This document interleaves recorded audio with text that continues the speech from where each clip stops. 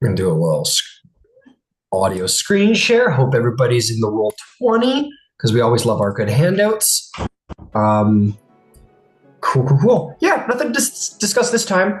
As a reminder, we're doing some new mechanics, which we'll go over today because we're kind of entering our first session post implementation. So let's get to it. So we have some things to go through. I'm just going to put my mechanics here. First, of course, is the recap. That is how we will start. Always a good way to start.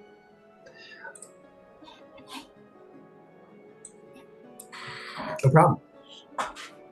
Okay, the party found their way to the royal court finally. You've all gathered yourselves together and pulled yourselves together and have found your way into court. Holden leading you all the way in, as he has already made his introductions there with various individuals. And you all begin to attend, and you were all received quite well. Everybody seemed to put forth a good front step and was very polite.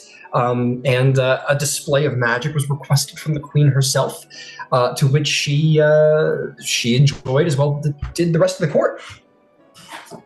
Holden worked the room a little bit and met with Rowan's friend Inara de Fiarlan.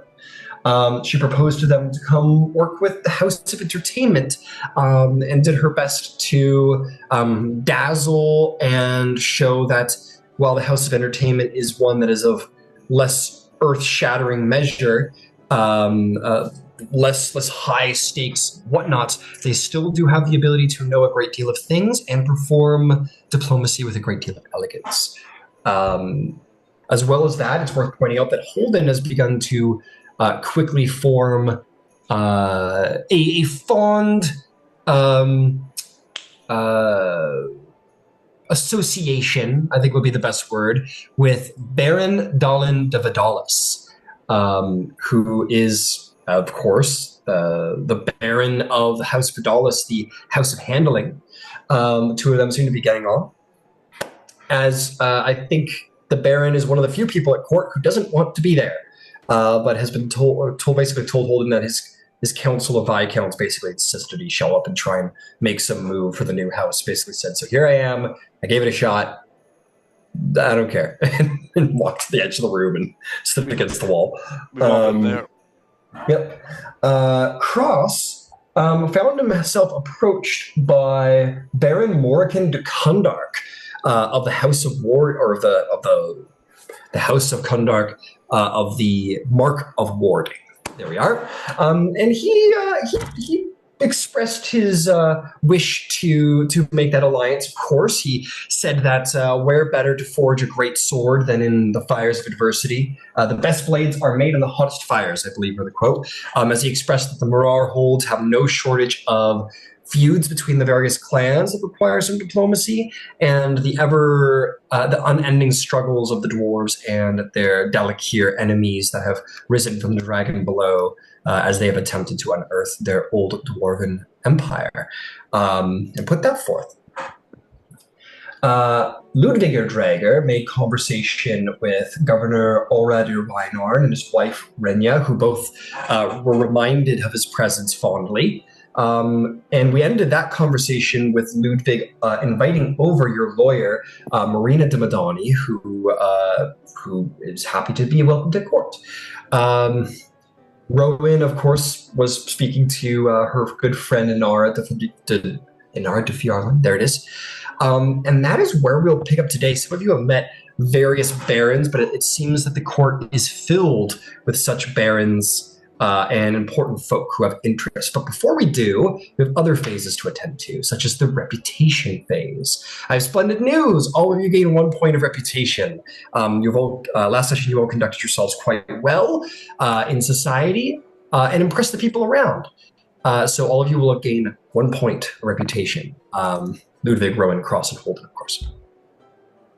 And that's it, plain and simple. Phase. You are all 2 away from getting your reputation tag, and that will be noted in society. Will be regarded well for that point. That is it. That's the plain and simple. That's reputation phase. Let's see. I do want to go over the rumor phase with all of you, especially now that you're at court. I have added a new folder to the handout section that features current rumors, active rumors going around. So I wanted to review those and remind everybody that in the rumor phase, you have some abilities. Let's see. So basically, we will hear about all of the rumors, and it will be a decision for all of you. No special editing to do, but you can attempt to scandalize a rumor already active. So, for example, if there was a rumor going around saying Ludwig can't fight, then someone could try and scandalize that rumor to say Ludwig can't fight, which is quite insulting to Holden as he lost in a duel to Ludwig, and can try and ruin Holden's reputation as an example of a scandalizing rumor. So let us go through. There's not many, but I will put them forth.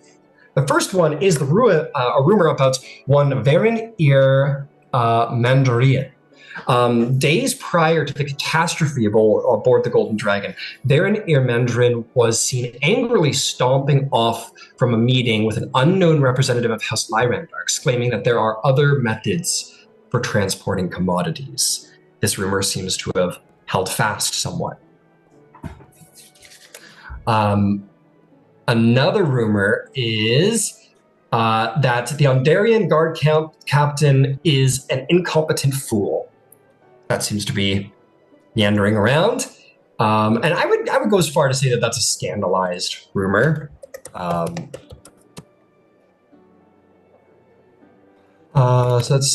we'll call that a scandal because it's targeting somebody, and it would have been based off of current rumors at the time. Next is Marina de Madani is trustworthy. There are few more trustworthy people in all of Fairhaven than Lady Marina de Madani. Indeed, you could trust her with your deepest, darkest secrets, and she would take it to the grave. That seems to be one that is floating around the city right now. And last but not least is a scandal floating around about House Lyrandar being responsible. The Golden Dragon was attacked by terrorists, and a great many giants in the political and dragon-marked world were assassinated. But there is speculation that the terrorists came from within the House Lyrandar itself. Ooh. So those are our current rumors. Does anybody have a token they'd like to burn to try and end a rumor, or would anyone like to try and scandalize our currently unscandalized rumors? Which would be Marina de Madani is trustworthy, and Varen Ir Madorni's words about other commodities.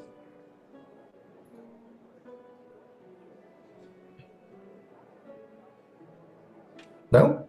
That's okay. Don't have to. You don't have to. And sometimes it's better not to, because those can all lead back to you. But anyway, those are the rumors that are floating around on Dare right now. There might be more next week. Tune in. So that was our rumor phase. No tokens of favor distributed at this particular point, not as of yet. But we will hit our epistolary phase. Oh, yes, Ludwig, you had something? I think, according to my notes, I think Marina handed me one last session. Yes. You would still have access to that, and that will always be accessible unless you decide to burn it. That'll always be yours. But yes, the session before Ludwig did receive a token of favor from Marina de Madani. And as a reminder about how those work is when you do something interesting or exciting narratively, especially in relation to the relationships of other characters in the game, or you form a bond, a relevant bond with an NPC, such as a relationship or a friendship or whatever, you might gain a token of favor from that individual. You can hold on to these token of favors for as long as you want, and you may eventually burn them to re-roll, to make a rumor go away, to lower the rolls DC, excuse me, or any one of those things. But be aware that this will make it harder in the future to reconnect with the person the token is connected to, and will lower your relationship status with that individual. So be cautious in burning tokens. Last is our epistolary phase. We have 2 letters to hand out. Well, I have 2 letters to hand out who have made their way back around. Um, let me see here real quick. Let me get them out. First and foremost, Cross, you have a letter in response. Do you want it privately, or may I read it aloud? Privately. Privately, understood. Oh man, I was really excited about this letter. It's fine. Um, all right, I will send it to you on Facebook just so it doesn't get lost in the feedback.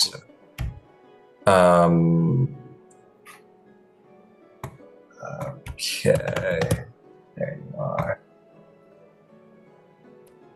Okay, yeah, go ahead and read through that. Check it out. Ludwig, you have received your own response as well from your Faja. Would you like that read aloud, or are you happy to have that read aloud, or do you want that privately? DM me it privately. Okay, secrets. I gotta spice it up somehow. Come on. Yeah, fair enough.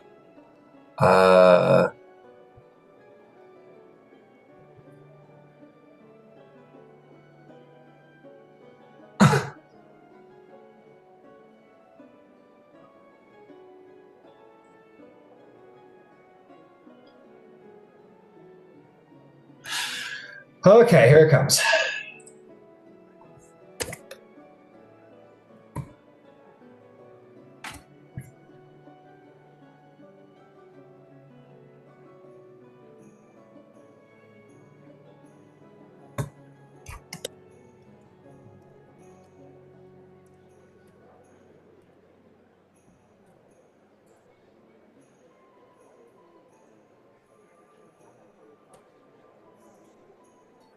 Okay, letters distributed. Is there any? These would be handed to you two in the bowl. In the ball, by the way, you two. Some very fancy servant would say, Lord Ludwig Draga, there was a message from the Civis messaging station, or from the Orion messaging station, for you, sir. And he would like unveil like a silver, literally a silver platter, and there would be like a letter with a seal on it. And the same for you, Cross. And then they would walk away. Cool. So I will have handed those off. We will say that there is no epistolary phase for sending in this phase because you guys are in the middle of a ball. It's a little hard to scamper off to go send messages in the middle of a ball. So perhaps we will pick up our epistolary phase next week. But there won't always be an epistolary phase. There won't always be a rumor phase, only when it makes sense to do so. Fantastic. And that will be the end of our phases. Relationships continue to grow. You've grown quite a few little relationships here and there individually. So well done. So let us come to our game. I'm going to take us to, on roll 20, the Royal Court of Fairhaven. Beautiful, beautiful court of Fairhaven. Indeed, there is the Golden Eagle throne. There are many big, beautiful statues, open windows, letting in the air and the sounds of the city in, the beautiful sound of cellos and flutes, whatever may be playing at the time. There are servants meandering around with drinks. There are little charcuteries and foods to be ate here. Delicious spread from farm to table here in the wonderful nation of Ondair. Many, many important people stroll about, not the least including yourselves. We are going to start with a conversation that still needs to be wrapped up. So we will begin with Ludwig Edreger. As a reminder, Ludwig, I will do my best to continue to post the people who are involved in. So you find yourself speaking to, once more, Governor Ored Irwinarn. His handout is posted so that you may remember his name, along with his wife, Renya Irwinarn. And as you were talking to them, you invited over, you asked permission quite respectfully, and of course they were susceptible to it. You invited over the just freshly arrived member of House Madani, Marina de Madani. She is in a beautiful, long, navy black dress with golden stars, as ever is her design. It's a low V cut, various brass and gold jewels decorating her in a long, deep, backless dress. She's dressed, but still has that sort of wide, plumed Ondarian style with hive, sort of plush, wide white sleeves. Similar in color scheme to what she is wearing, but it is very much a more elegant dress, and she looks very elegant wearing it. She smiles and approaches the conversation you've invited her to, Ludwig, and she will, showing elegance, will do like a little curtsy to you and your other individuals, and she'll say, "Good to see you again, Lord Drager. Won't you introduce me?" Yes. It's Lady Marie. Yes. Governor Arad, and Lady Renria. I hope I pronounced that right. This is Lady Marina de Madani. She has proven a good friend in the last few days since the airship attack. The governor, Orad, will sort of take her hand and bow her head. He's not going to kiss it. He's married. But he will bow his head respectfully. And he will say, "It's a pleasure to meet you, Lady Madoni. Lord Drager speaks quite highly of you." And Lady Reinarn will curtsy back similarly and say, "How do you do?" And Marina will say, "Well, Lord Drager is too kind." The governor says, "Not from what I hear, it sounds that much of this new house's success currently in navigating some of these more intricate fields is owed to your expertise. If the boasting of Lord Ludwig is not, isn't just boasting, but I expect it's not."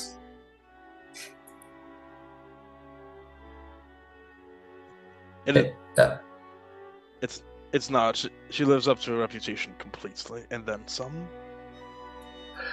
She goes, "Well, you're quite kind. Thank you, your Drager, Lord Drager." And small talk will begin to ensue. The governor will say, "Tell me, Lady Marina de Madoni, I've heard your name in the circuits. The advocates of the Chalice do work closely with certain legalities involving nobles, if I'm not mistaken." She says, "Yes, we spent a lot of time focusing on those who have the letters I and R before their surname. That is largely what we focus on." And there's a polite laugh from Renya at Marina's jest. And he'll say, "Extraordinary. Well, I imagine this is going to do quite well for House Madani. Tell me, you're from Brayland, I assume?" And Marina will say, "Well, yes, originally. But I found myself in Ondair and I opened up my legal practice and have been working there since." Renia Irwinarn will say, "Well, that is, I admit I haven't heard of many heirs of House Madani working in legal practice. Is that unusual?" And Lady Madani will say, "Yes, it's a little unusual. I practiced law. I felt a calling to the law for a long time, and it's not too far outside of what Madani does. Handling the secretive protection, or the personal protections of individuals isn't too outside of our practice, but a little bit." And the governor will sort of put his hand on your shoulder, Ludwig. He says, "Well, perhaps why don't we let the lady speak, and let me pull you aside for a moment." Of course. I would also like to speak with you. And polite bows are shared between yourselves and the ladies, and Lady de Madani's eyes sort of hang on you for like a second longer, with a smile, as if she hopes this isn't the last you'll speak tonight. I give her a look and says, like, "Don't worry, we'll meet up later." You gotta give her a little like reassuring look and walk away, and and you turn back to see the governor smiling at you, and he says, "As the the leader of the diplomatic corps of Fairhaven. It pays to know when people are making quiet gestures at one another. Are you and the Lady Madoni, by chance, are you courting her? Like, feels like he's genuinely like, no, no, wait, who's saying that? No. If you mean gossip or rumor, I've not heard it, but he kind of puts his hand on your shoulder in a friendly way, and it says, "But I must admit, a blind man could feel the spark, could see the good intention between you two." I'm indebted to her. I am indebted to her because she has been a reliable ally and friend to me in this particularly chaotic time. And she is. Sorry, didn't mean to interrupt. Make me a persuasion or deception check, dependent on if it is, and that does include if Ludwig is lying to himself. But that's the thing. How do you know if you're lying to yourself? If Ludwig genuinely believes that there is no interest or anything romantic going on there, no intention of courting, go ahead and make a persuasion. If Ludwig maybe thinks about it or is like having like a no, I would do that. You know what I mean? You know what I mean? Okay. Let me. And he also adds on like, I have affinity for her as I would any friend who has been acted in anyone who would act in my aid. Unnatural 20. Unnatural 20 for a deception or persuasion? It was like, I'll privately text you that. Sure. Hush, hush, secrets. Hush, hush, secrets. That's right.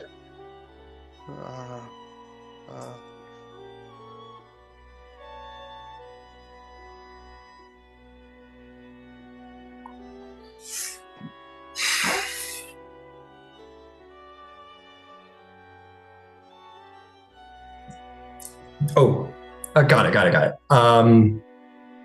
Okay, understood. He says, all right, just I don't mean to pry, just curious. Like, he lets off laugh, like, yeah, he laughs at you a little bit. The diplomatic corps. Yes. There was something I have put off doing, because I thought doing so without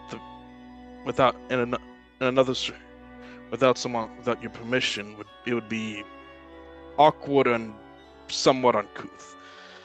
As you know, although I am in Fairhaven and Onday right now, and I'm honored to be a guest, I am from Carnath, and this situation has developed in ways that are shocking. The situation meaning since the experience on the Golden Dragon, and now the experience of the Dragon Walk.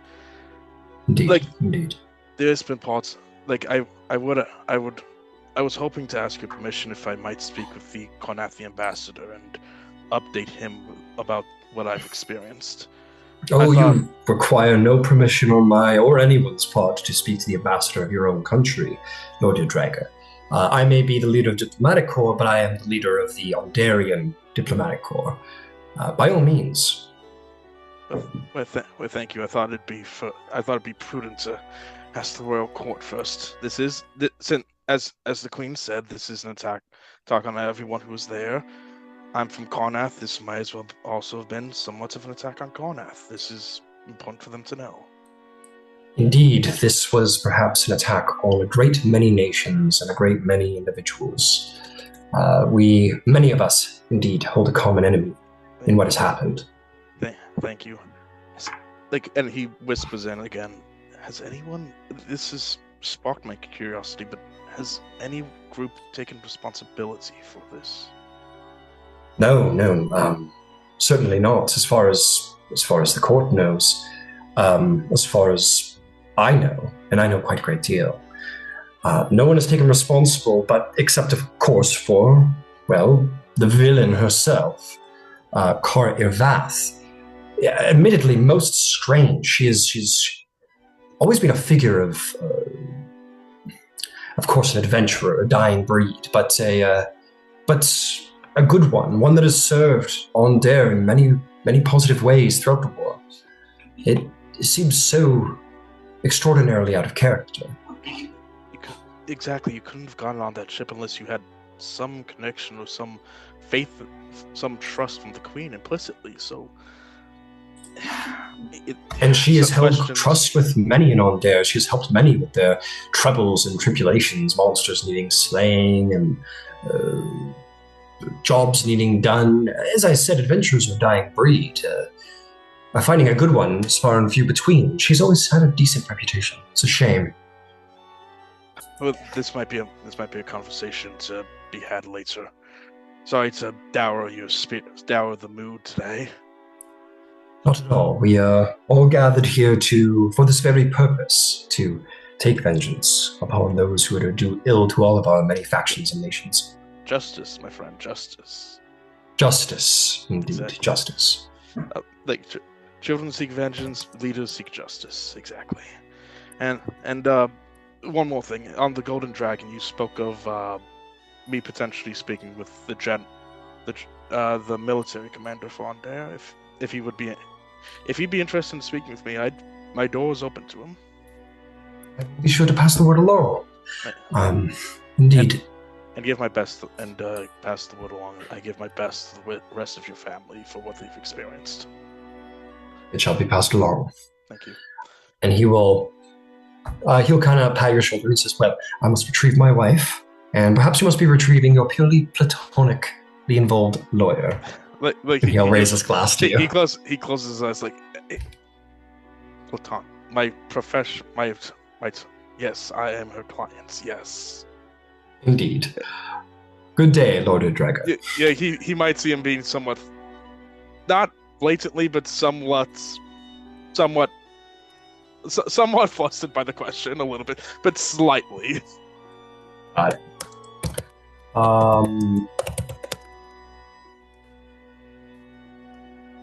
Okay. Really quick, you wanted to speak to who, or you wanted him to try and connect you with who? If he send a message along, like on the Golden Dragon, we talked about like, hey, you should really talk to the military commander here. He'd love to talk with you, and he'd say, hey, if he wants to speak with me, my door's open for him. Fantastic.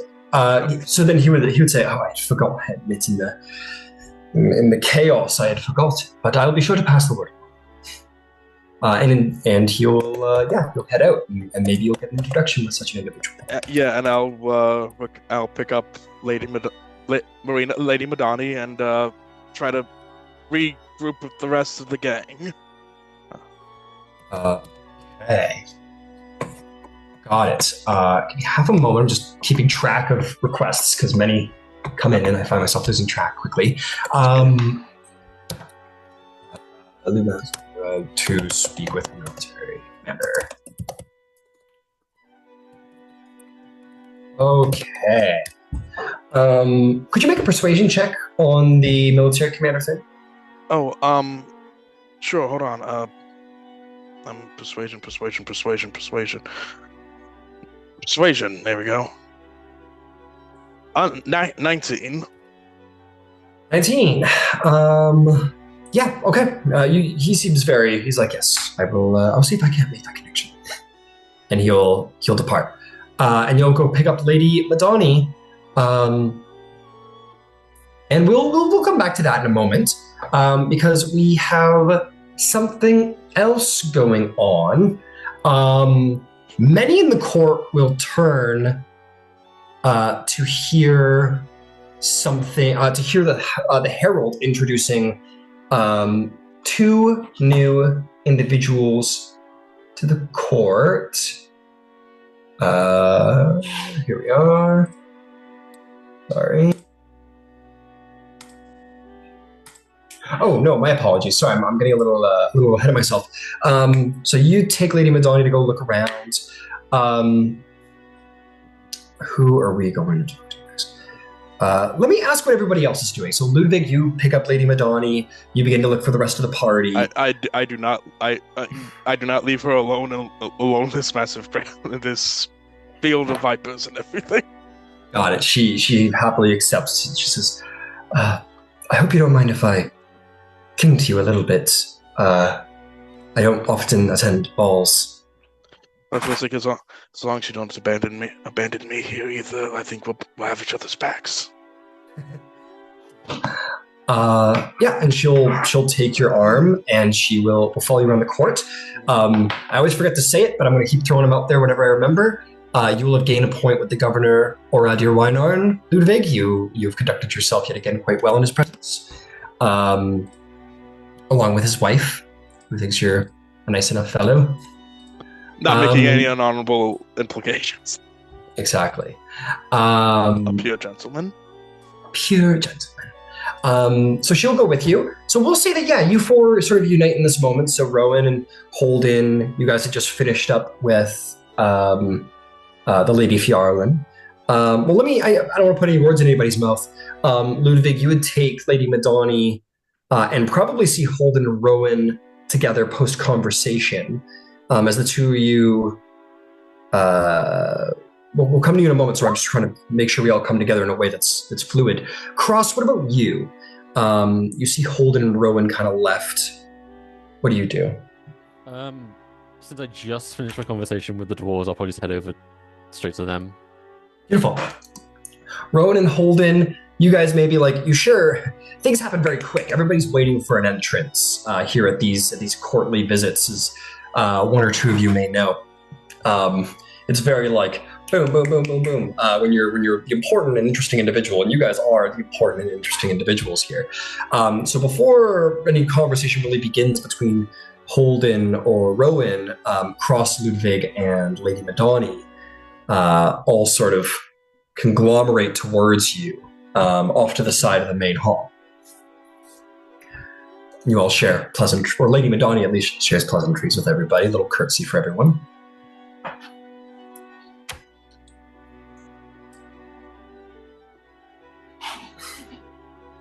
How is everyone doing today? Oh, good evening.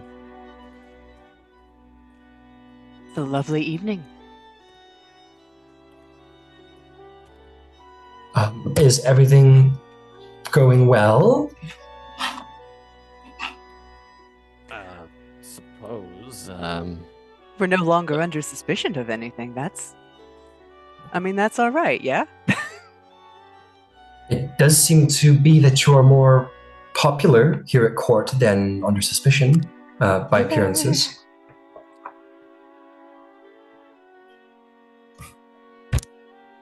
Any interesting propositions from any notable folks? Of course. I think that's why we're here, yeah? Well, Maybe we could talk about those in another location? if that's what you prefer, I have no objections. Later tonight would be good.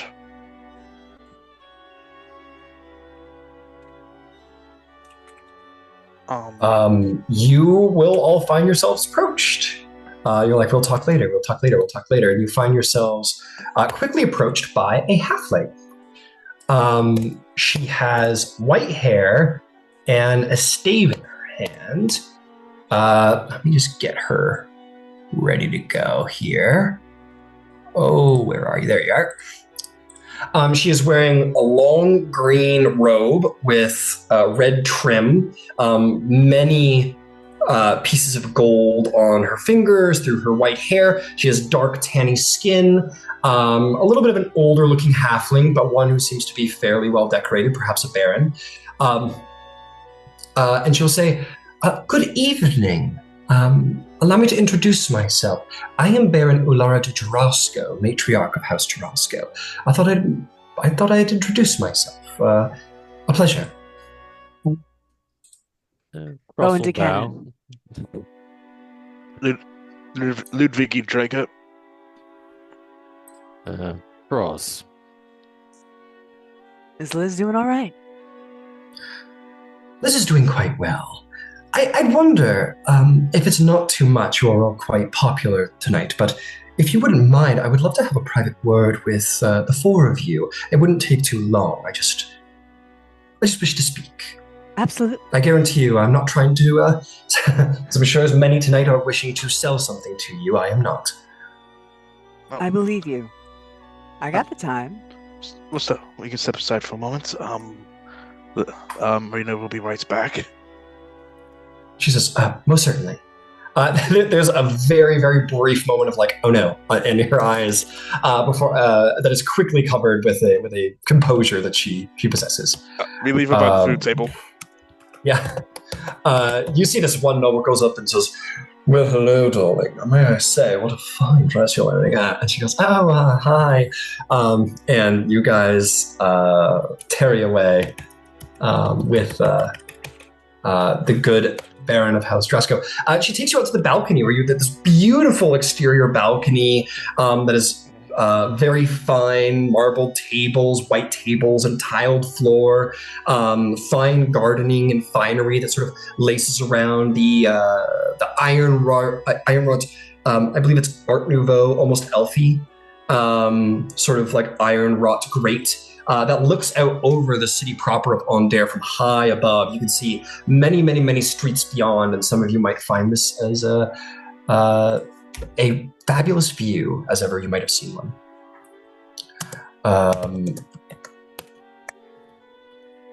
There. Okay, cool. She will walk out and see that you are all quite alone. She says, well, thank you for your time.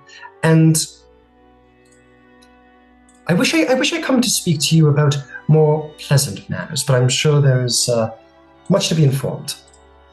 I want you to know that House Jarosco prides itself on the good it does in the world, that we have spent much of the last war healing and doing well, we think, by the people of Corvair. Always, of course, some dispute about receiving payment for such healing, but if the house can't feed itself to its current abilities, it can't very well do much to perform its duties. Money makes the world go round, unfortunately. But I'm losing myself a little bit here. I wish to bring to your attention a matter that troubled me, and perhaps indeed will trouble you as well. But in the interest of honesty and in good relation, as it seems that you will perhaps soon become quite important individuals, it's good that we all remain friends. Your acquaintance that you have made most recently from my house, Lady Elizabeth de Jarosco. I have some information that I regret to inform you, and I do place in your hands, leaving myself quite vulnerable with it, but nonetheless will do so in the interest of hospitality and friendship. Hopefully, friendship, maybe one day. Our Lady Elizabeth has brought forth an idea for a new project that has to do with the study of bloodlines, to do with dragon marks. I don't know how much into detail you wish for me to go, but there was some intention on her part to enlist the excuse me, it's an awkward subject. Our Elizabeth is brilliant, but a little eccentric. She wished to study the measure of dragon marked potential within the bloodlines of this new house, and perhaps some of you were selected by her with the hope and intention of creating the first of the second generation of your potential house to study the powers of the mark. I don't suspect any foul play or a deception overtly, but nonetheless, I thought it'd be brought to your attention in all good faith. It didn't rub me the right way, and I expect it wouldn't rub you all the right way either. So I hope that this shows my willingness to be earnest in the face of controversy, and that only good measure is hoped for. I gotta be honest. I thought she was kidding. I respectfully, sometimes I have a good friend from House Tarasco, Sahemi. I've been looking for them. I lost track a while ago, but yeah. Sometimes you seem to enjoy disturbing people. I did not realize that those were serious musings. I would not. I. It's difficult. I prioritize my people and ensuring that they have what they need and their protections and their interests are allowed to flourish. But we do have ethical boundaries. And I will say that our wonderful Elizabeth's eccentricities does not extend to, hopefully, the reputation of all of House Jarasco, as I do not believe it to, in many, if at all, others. So, I mean to bring this all to your attention, to say that, as you can quite imagine, her project was not receiving the funding that she might have hoped for, and that this project will not be carrying out, if I have anything to say about it, and that our wonderful Elizabeth, brilliant, but especially interested though she may be, we have decided within House Jarasco to, at least for the time being, handle Elizabeth's legal problems internally. If you wish to speak to her, by no means are we holding her from you. She will be remaining in the Citadel of Ondare for at least the next couple of days before I return to Carnath. But indeed, we would like to keep an eye on our wonderful Elizabeth.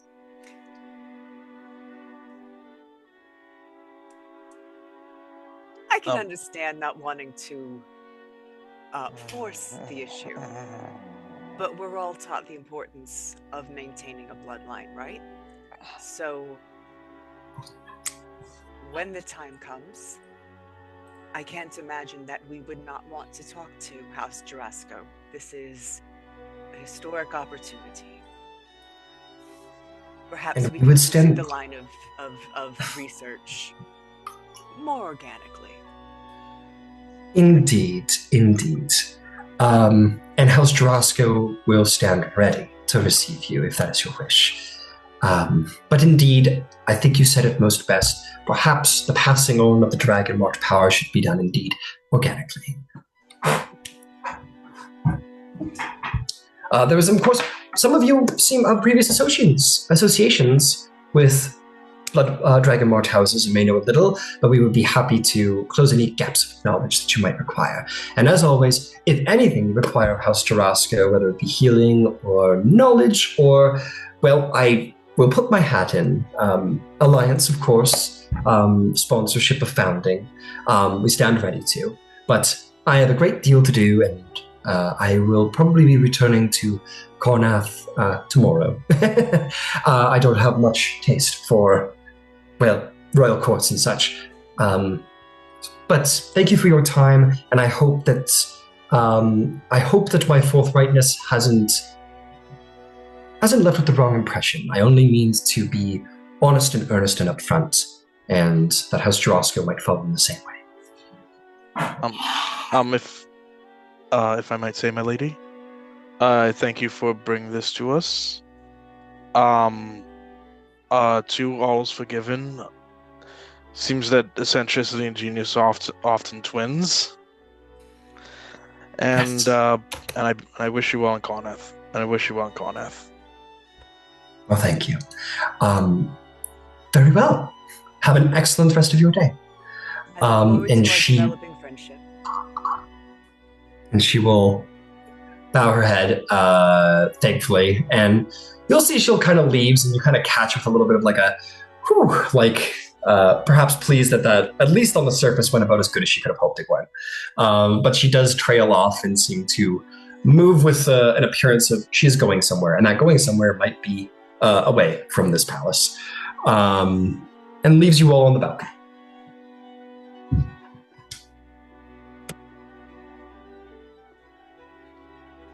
Not surprised.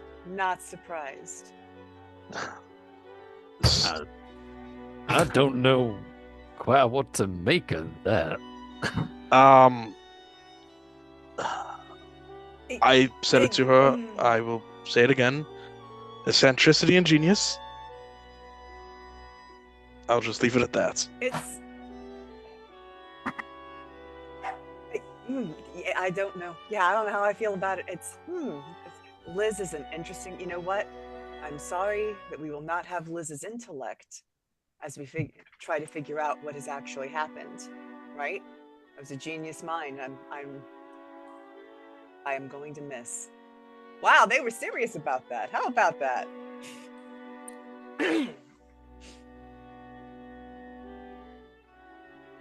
Daring minds. Well, we best get back to the main event. People will know we're missing if we're gone too long. You are absolutely correct. All right. As you all head out, you are going to see indeed the flow of individuals, and you'll see the green-cloaked halfling making her way out the door. Before she reaches it, you are going to hear the ever-revolving door of nobles and interesting folk come in and out. You'll hear the herald call out something that I am getting to at this very moment. Here we are. It says, now presenting Doyene Lys Liramin de Civis, matriarch of House Civis, and accompanying Lady Loisana Sharpquill de Civis. Louisiana, as you see the green-cloaked halfling baron of House Jarosco wander by and give you a little nod of the head as you go by, and your arm sort of respectfully linked with that of the Doyen, who you met literally 60 seconds ago. What do you look like as the court sees you enter?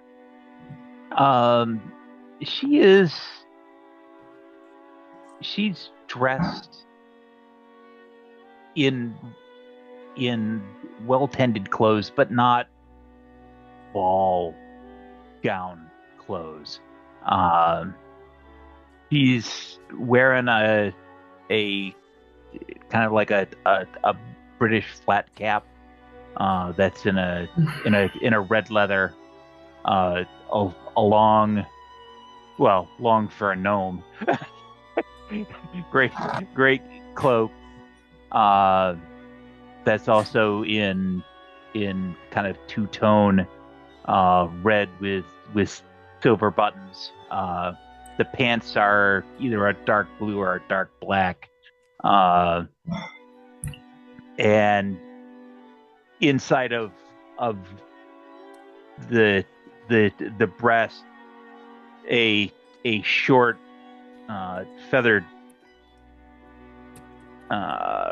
can be seen kind of peeking out as she's walking and moving.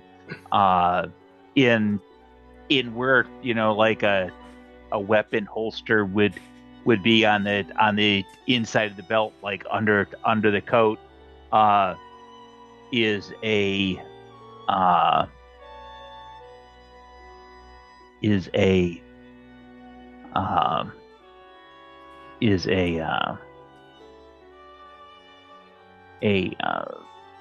holder that has got a leather-bound book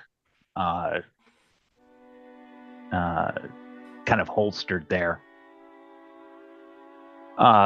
She is fair-skinned, about 3'2", brown hair, brown eyes, really nothing that stands out as particularly attractive, but she's not particularly unattractive. She is very forgettable. Very, very average. Very good. And you will see linked arm with her. Cool. Linked arm with her would be indeed the Doyenne Lys Lirimin de Civis. You see this short-haired gnome, white hair. She has her mark on her cheek, the mark of scribing, and a blue long dress with elements of sort of like a light rouge-ish pink with purples and greens. Very elegantly dressed, but indeed she's an older gnome. Yes, Loisana. Something I probably should have mentioned is covering her right eye, starting kind of just above the brow line, kind of continuing down over the eye into the cheek, kind of above the lip, is a mark y'all are very familiar with. Indeed, you do see on the cheek of the younger of the two gnomes is what some of you have come to dub the mark of diplomacy.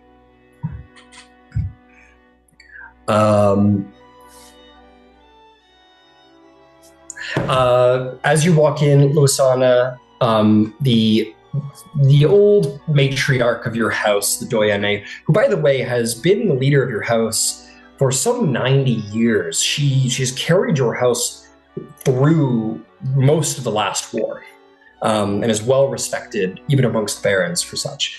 And she walks in and says, "Ooh, hang on, I gotta find out what I decided the accent was for fucking Zalargo. If I did end up figuring it out. Nope, I didn't. Hey, you're our gnome. What do you, Luciana, any ideas about what the accent in Zalargo should be, what the gnomes sound like? Given their predilection, I'm thinking like Southern Italian, Sicilian makes a great deal of sense to me. I have Thane for Italian. They're kind of up against Brayland and Dargoon, which are all sort of American. Caribbean. Well, they're probably also Caribbean. very Linguistically, it works if you look at the mapping. It's Southern Texan. Howdy. Well, we could certainly make that happen. Well, we have Drome as Russian. Drome is as Zolly had. It was very Russian. Russian? Oh, okay, cool. Along with Black Russian. But Southern gnomes. Whew, that's interesting. I don't think I'll tell you what. We're gonna stick with like an American. I'll tell you what's like the most like. Okay, I'm gonna give you guys 2 words. You tell me what accent this is. American spy. What accent is that? Northeastern New York, maybe. Like... I was thinking northeastern. Northeastern. Boston. Yeah. I was thinking Boston. Yeah, actually. Boston popped away. I parked the car to Harvard Yard. Boston. All right. Well, I'll give Boston a shot. If that works for you, Luciana, we'll give Boston a shot for. Okay. Hey, these are the newspaper people too, that Cardenberg Chronicle. So it all comes together. Okay, so we'll try out Boston. You'll have to forgive me. I don't do a lot of Boston accents, but I'm gonna give it a shot. You need to watch every Matt Damon movie now. Yeah, I do. Honestly. So she walks in and says, maybe I'll give it a shot at halftime, but I have no idea what I'm doing, honestly. Other than how to say Boston, that's all I got. So she'll say, so Louisiana, are you ready for court? I heard you haven't spent much time at court. I haven't, but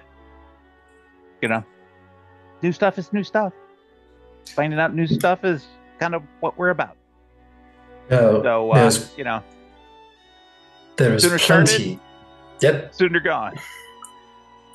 Fair enough. There's plenty to be found here, and I'm told you're quite capable. And her eyes will sort of meander around the room.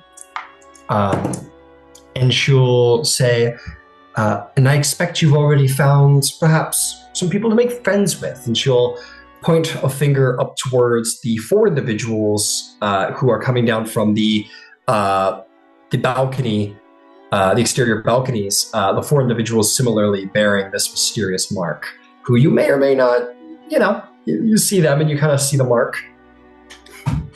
And 1, 2, 3 of them are kind of familiar-ish looking. Well, why don't you go make friends? And Absolutely. and perhaps when the time is right, an introduction might be made. I have no doubt that House Civis has much to gain from a House of Speaking, as the rumor is, and I'm sure they have much to learn from the ever intriguings and gnomes of Solargo. I'm certain that is the case. Very good. I will make the rounds. Good luck. She fidgets and fusses and marches gnome-like down the stairs, which takes a lot longer than people would expect because they're human-sized stairs, damn it.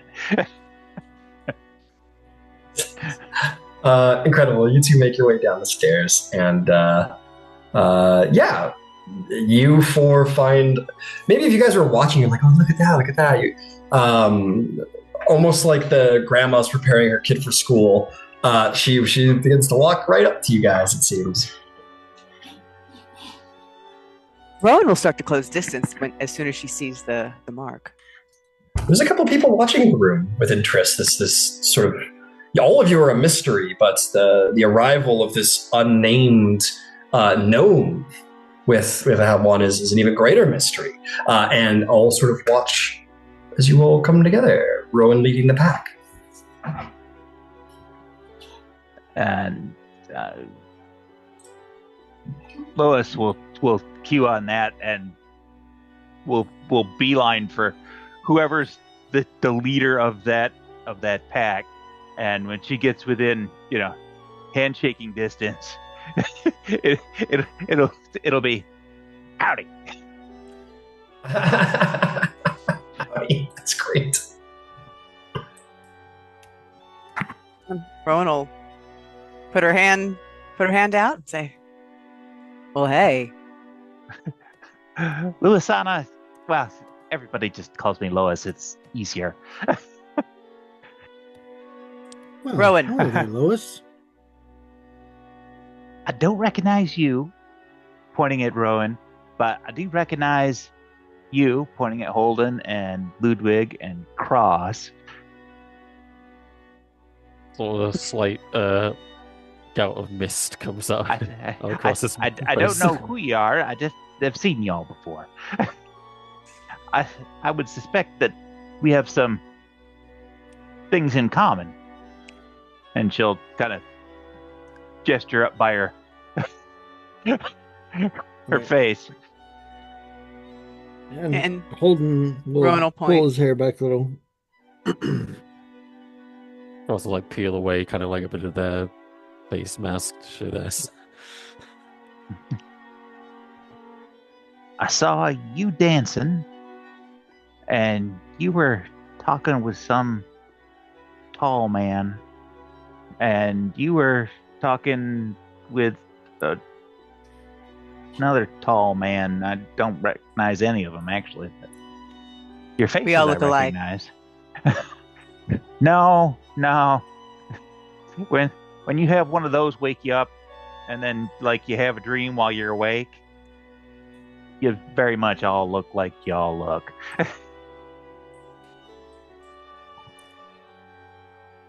Mind if I ask a question? By all means. What happened and where did you land? I don't understand your question, so I can't answer intelligently. So You back were it on up the a ship. step and let's try again. You were on the Absolutely ship, right? No? No, ma'am. There was a point in your life when you didn't have a mark, and then there was a point in your life when you did have a mark. That's right. I woke up in the middle of the night from a unpleasant, well, I wouldn't say unpleasant dream, a disturbing dream, to be sure. And then I had a continuation of dreaming while I was awake, and there was kind of thunder and lightning and general shenanigans. And then my face got all tingly prickly like they do. And then I had this mark here and this one down here. Did you have the mark of healing before? Oh, mark of scribing? Yes, ma'am. Scribing, sorry. I am sorry.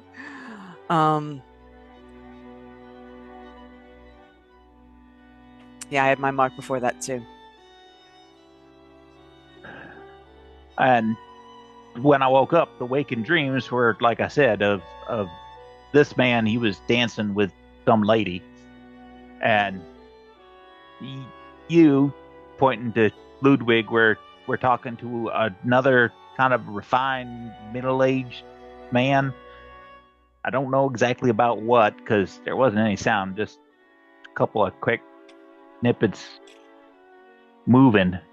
And then there was you, sir, and you were talking to, it was like a little group of people, but there was like one guy in particular that you were talking to. But there were people kind of really interested in the conversation. They weren't, like necessarily part of the conversation, but they were really interested in the talk going on. I don't recall the events at all. I had one conversation with the queen and another with someone of your house, actually. Jera. She was gonna do a piece on us for the Chronicle, but oh, really? Well, that's one of the reasons that I'm here, is to find out what became of her. I would certainly be interested in finding out more about that particular conversation, if you don't mind. I mean, now is probably not the time, because apparently there's all of this pomp and circumstance. But afterward, I'd be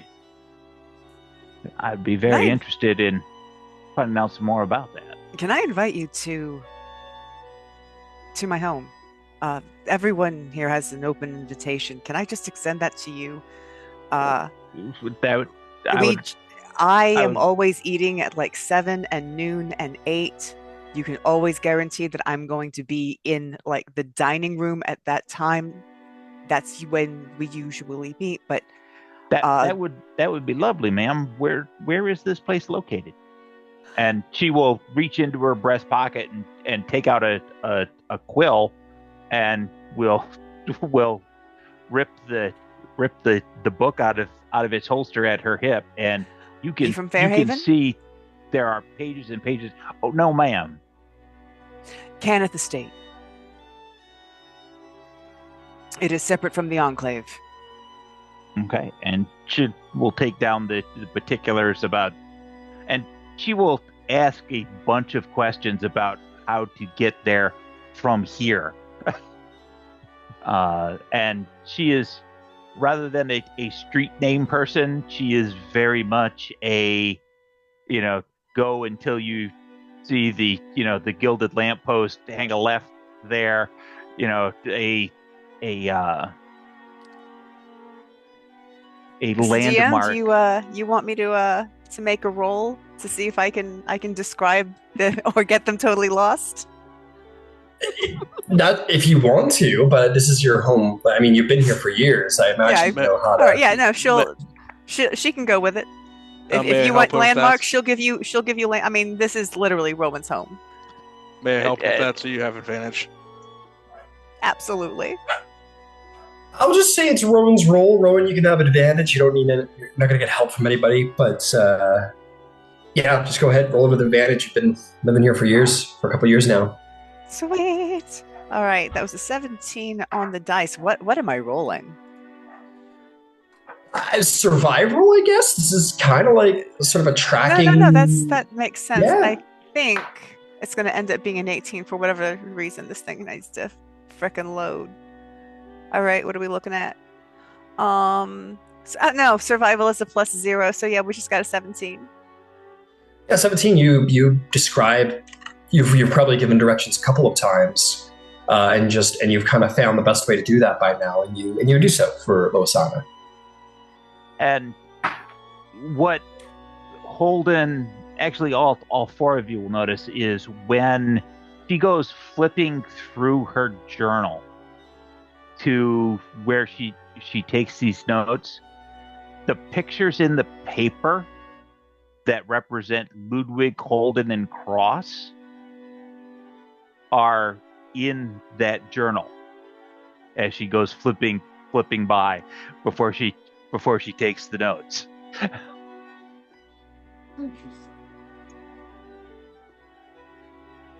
Nice.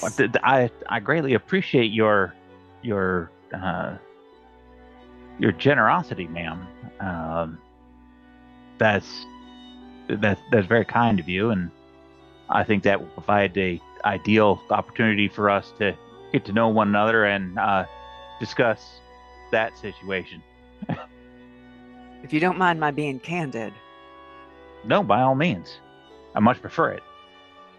The focus of the Queen, and I get it, is on finding out the people responsible, and I think that is a very important thing to do, right? My uncle was on that airship, right? My family was on that airship. And there's no bodies. So we don't know they're dead. Really? And at which point she flips the page. Can we agree this isn't going to make the post, please? No, ma'am. Not if you don't want it to. No, we need to agree that anything I say to you, unless otherwise said, is completely confidential. That's entirely fair, but right. I find it easier for me to keep track of details if I write them down. I just know that so long as we're clear that this is off the record, then we know what to expect. Anything before it goes to press, I'm happy to run by you in advance.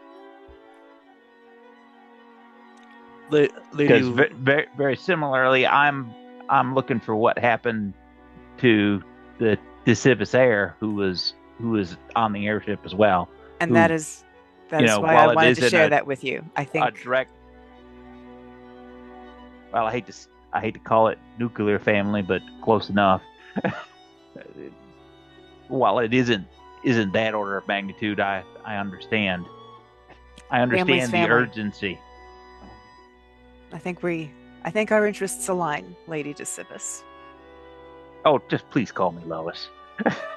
It's way too complicated for remembering all of the rest of the stuff.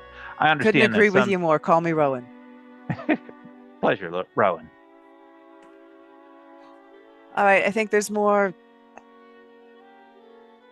people to meet. If y'all don't mind, I'd like to interrogate that buffet table. Oh, I'm just a little bit peckish. Oh, absolutely. Yeah. You do that. Matter of fact, I'll go over there with her to pick up. Let Marina make sure she's still not abandoned. Absolutely, go get Marina.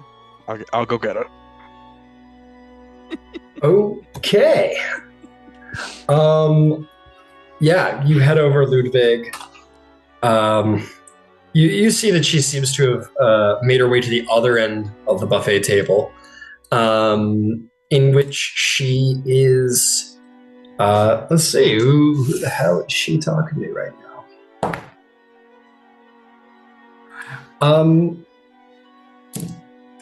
No one right now. She seems to just be kind of like wallflowering a little bit. And you come over and find her. She goes, "Oh, Ludwig, yeah. Good to see you. It's good to see you. Your rescue has come." I certainly hope so. How long I shouldn't ask, but how's everything going tonight? So far so good. I believe others have spoken with representatives of the other houses, and then he suddenly he looks at it, and somehow he looks down and gets tongue-tied for some reason. Everything's good. Let's join the others. Okay, excellent. She'll take you around once more, and you can head back. Yep. Loisana, you'll be very happy to note that there is this is a royal court, and there are halflings and gnomes in this world. There are various servants standing around with stools, sort of like stepping stools for the smaller folk. You might see down the line, like, some other halfling walks up, and before they can even walk up, the servant comes forth and places it before them and like as their foot is rising, it just like slips under their foot, and they step up onto it. And same for you, Loisana. You walk up to it, and there's a servant who just seems to appear out of nowhere and puts the stool right in front of you. Well, thank you very kindly. That's very kind of you. Of course, Mom. That's so much easier than doing the chin up and kick. As you say so, Mom. And he'll report back to the side and put a hand behind his back. Yeah, and you can start. Oh, look at this! And this is great food. Oh my God, this is fresh bread and like pastries, like you wouldn't believe. And she will actually look around to see if anybody's looking, and probably still won't notice. And like a dinner roll, so put it in her coat pocket. Fair enough. Got it. Incredible. Okay, fantastic. Who's doing what? We're gonna open it up a little bit. Yeah, you guys have a little freedom in this moment. Is there anywhere anyone wants to go? Is there anyone who... Yeah, there's also more random people in here who would undoubtedly be happy to catch your eye and speak to you. What does everyone want to do? I have some things I want to do, but I'll sit back and let other guys take the stage for a few minutes. Sure. Beautiful. Ross? I'm thinking. Okay, gotcha. I see the look. Holden, you got something? Yeah. No, I was just going to say I actually don't have excuse me. I actually don't have anything planned for this event. I'm sorry, excuse me. Other than kind of standing sort of like around but quietly off to the side of everyone else. So I don't have any individual interactions for this event, but I will later on. Well, I do for you. All right. Okay. I'm just getting her ready. Rowan does want to say one thing to Holden before he goes Sure. away. I'm sure you got some things to do, but at some point I'm going to interact with the Baroness, Jorlana. And there's a guy with her. That's Sorlon. He is the Baron of Cannith. North. He's in Korth. And it's a thing. Oh. Could I get you to do me a solid? When I go talk to them, would you watch him?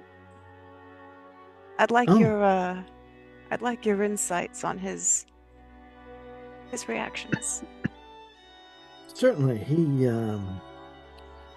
definitely seems like a striking chap. I'd be happy to keep an eye on him. Thank you. And now he can go do his thing. Sorry, I just wanted to set that up before y'all went. No problem.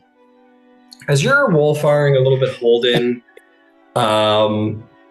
you're there. You're kind of keeping an eye around. Maybe you are indeed keeping your eye on this Zorlon de Canith. You are going to be approached by this pretty half-elven woman with green eyes. Her hair is done into like a back messy bun, not like what these elegant Ondarian ladies are doing, but very much like kind of threw this together. She's wearing a nice dress, but not clearly the level of class that a lot of other people here have. This is kind of like off the rack, maybe last year's kind of fine clothes or whatever. But still very elegant, still very beautiful, but clearly not used to these events, just on site. She's going to say to you, she's going to say, excuse me, are you, I'm terribly sorry if I've mistaken. I've asked around a little bit. By chance, are you Mr. Holden Lackyard? Oh, I am. It's nice to meet you. Oh, good. A pleasure. Who do I have the pleasure of meeting this evening? Yes. I am. My name is Lady Agatha de Lyrandar. I'm the wife of Asha Lyrandar. We have a common acquaintance. Ah. Well, Lady kind of Agatha. a common through a common. Yes. Good to meet you. Good to meet you, sir. Sorry, I meant to find my husband's friend, but I heard your name around here, and I thought I'd just kind of the middleman. I hope that's not rude.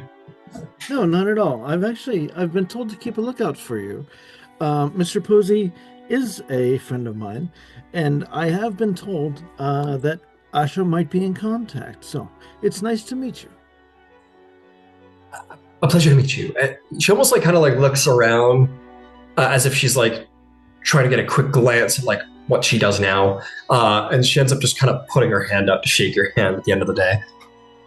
It's all right. You can feel perfectly comfortable to remain here with myself and my group here. I'm happy to accompany you for the remainder of the evening. Was there something in particular I could do for you aside from just making contact? Perhaps you're probably quite busy with all this. We could speak later, but I was told that there was an opportunity that you wished to present to my husband, and my husband, he lives quite far away and couldn't be present. I live a lot closer, so I'm kind of here at his behalf. And he smiles a little bit, almost too comfortably, and then kind of leans in and he says, I do have some business with your husband, although this might not be the proper setting for that discussion.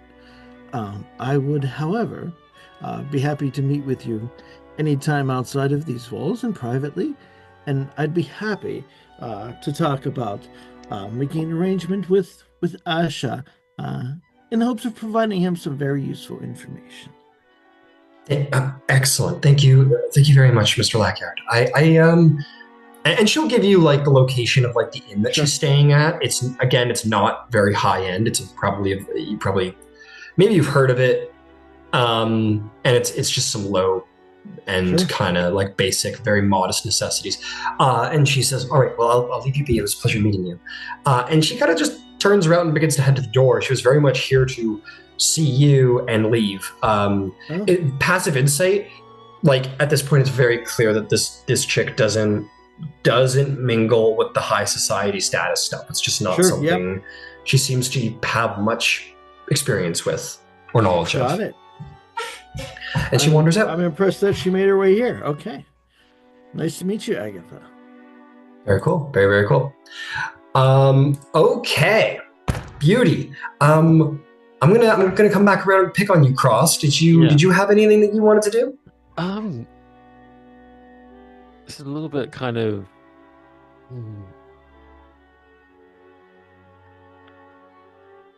I want to slip out of the event if I can. Absolutely. Are you just you're leaving out the front door? Yeah. Sure. Yeah, you head out the front door. It's not unusual. People come and go all the time. This is sort of like an open court right now. Yeah, you take off. You head outside of the event. Is there anywhere you're going? The address that the finder gave me. I feel like now, while everyone else is busy, this is a good time to go take a look at the place myself. Got it. Okay, very cool. Why don't you make me very low C, a very low DC. We'll call it a survival or investigation check to find your way there. Survival it is. Well, a waste of a natural 20. Oh yeah, you're ready. You're ready to find. Oh, here it is. And yeah, you find it with great ease. I believe you were told. What do? You walk to this it's like a four-way intersection, almost a grid system sort of situation, and you find this corner house. Looks like a nice enough house. As you were told, the blinds are down, closed, but it looks like a regular enough house. There's no activity worth noting. Is there anyone around, like just people? There are indeed people walking around. It is a normal day. It is not rife with population by any measure. As this is sort of the middle of the day, and this is a residential section, so people are like off at work for the most part. But there is how many people? We'll say that there's like 24 people between the four roads at the intersection. So there's enough people, moderately populated. I want to just speak to just a passerby and kind of ask them about that particular building, if they know if it was like a business or something. Sure, maybe a persuasion check. Again, not terribly high DC. 23. 23. Yeah, you stop some guy who's loading crates into onto basically a wheelbarrow or something of the like, and he says, "Oh, that house. Well, they say it was abandoned. Well, I mean, it was abandoned. There was no tenancy there for a while, but I don't know. There's been all kinds of some say there's some squatters in there. The squatters are kind of making their thing. There's some people in the neighborhood who are trying to make a spat with the local magistrate about it, and maybe hopefully getting someone to go live there. But it just seems to sit kind of empty." Yeah, I was perhaps interested in purchasing it, but you really? Well, who might you be? Kind of looks at your very fancy clothing, and looks happy about it. He puts his hand up, shake your hand. Cross. You may. There was a matter I was aboard the Golden Dragon. Thankfully, they survived the event. You were aboard the Golden Dragon. Didn't I see you were you in the paper? I was, but would you believe?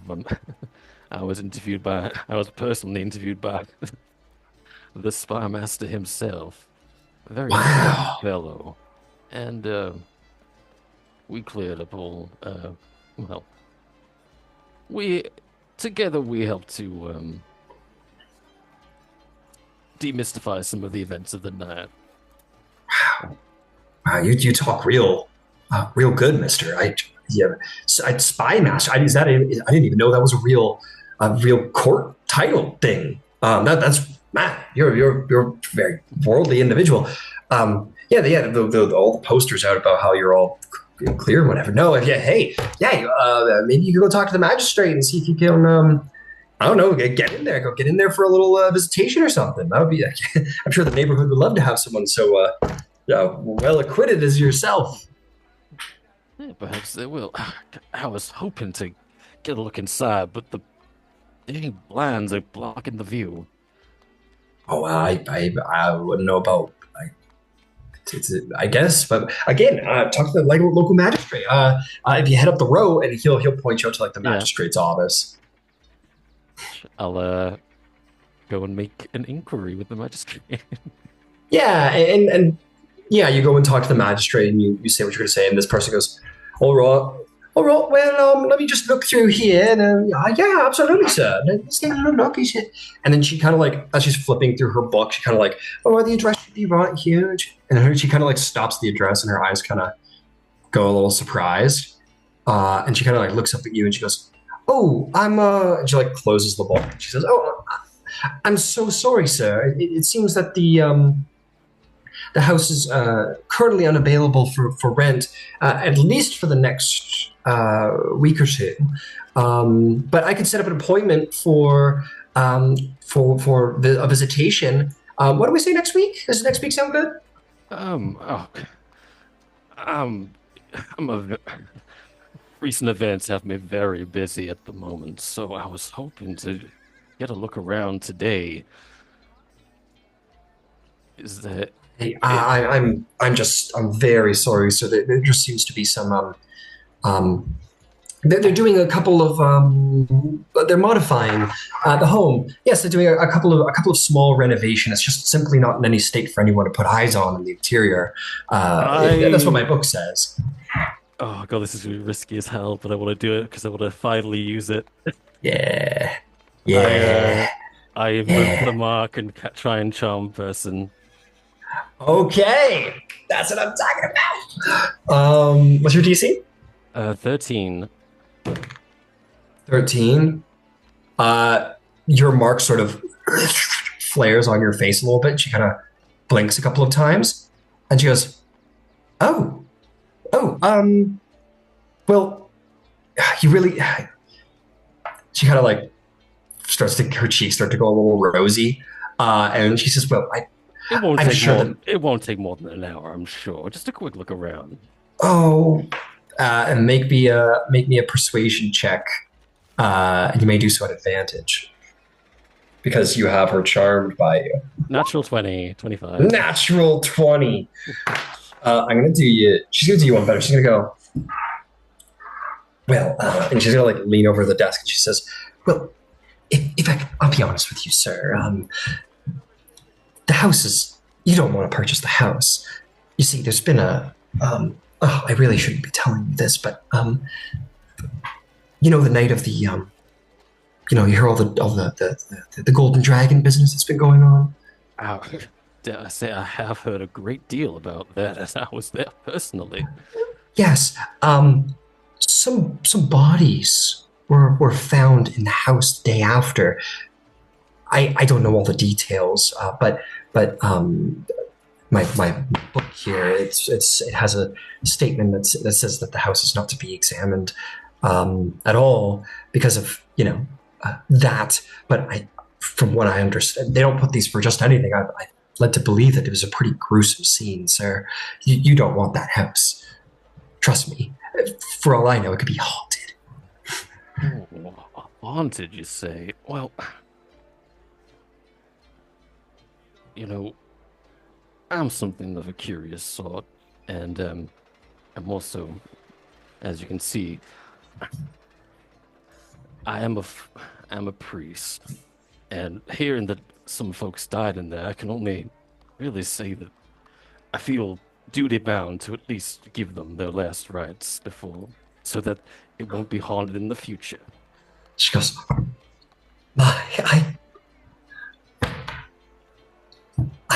I don't know how I could possibly refuse. I mean, that's such a wow.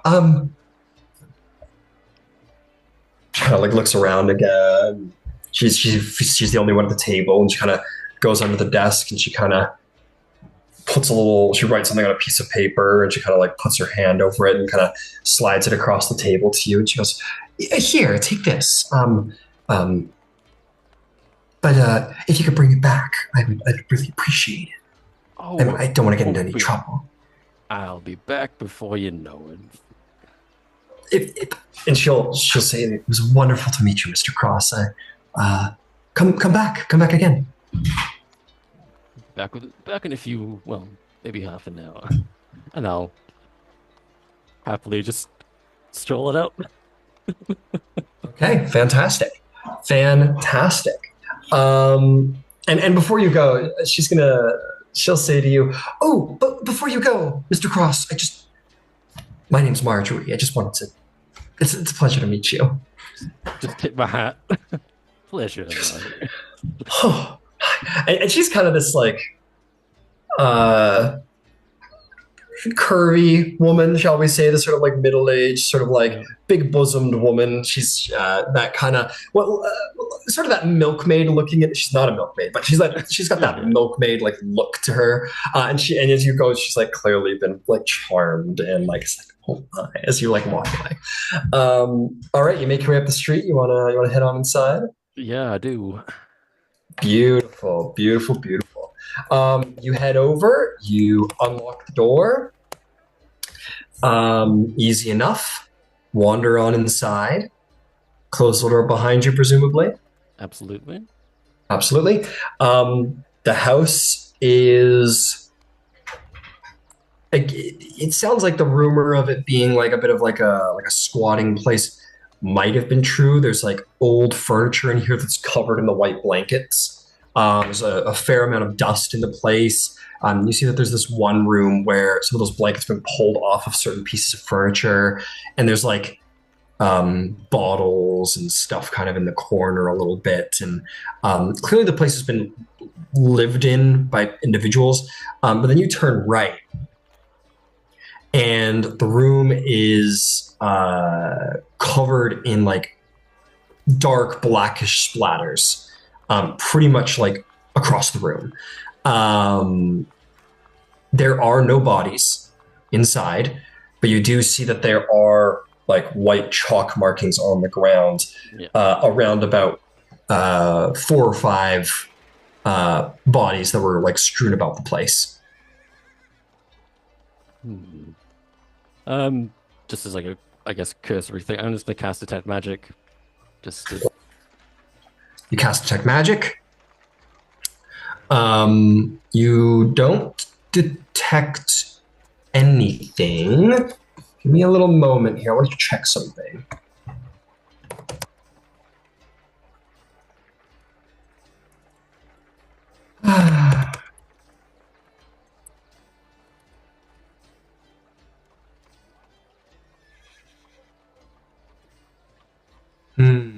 Yeah, no, you don't seem to detect anything with your Detect Magic. Okay, the next one, I'll dismiss that because I don't need that anymore. I will cast Locate Object, and I'm simply going to look for weapons. Weapons. Weapons.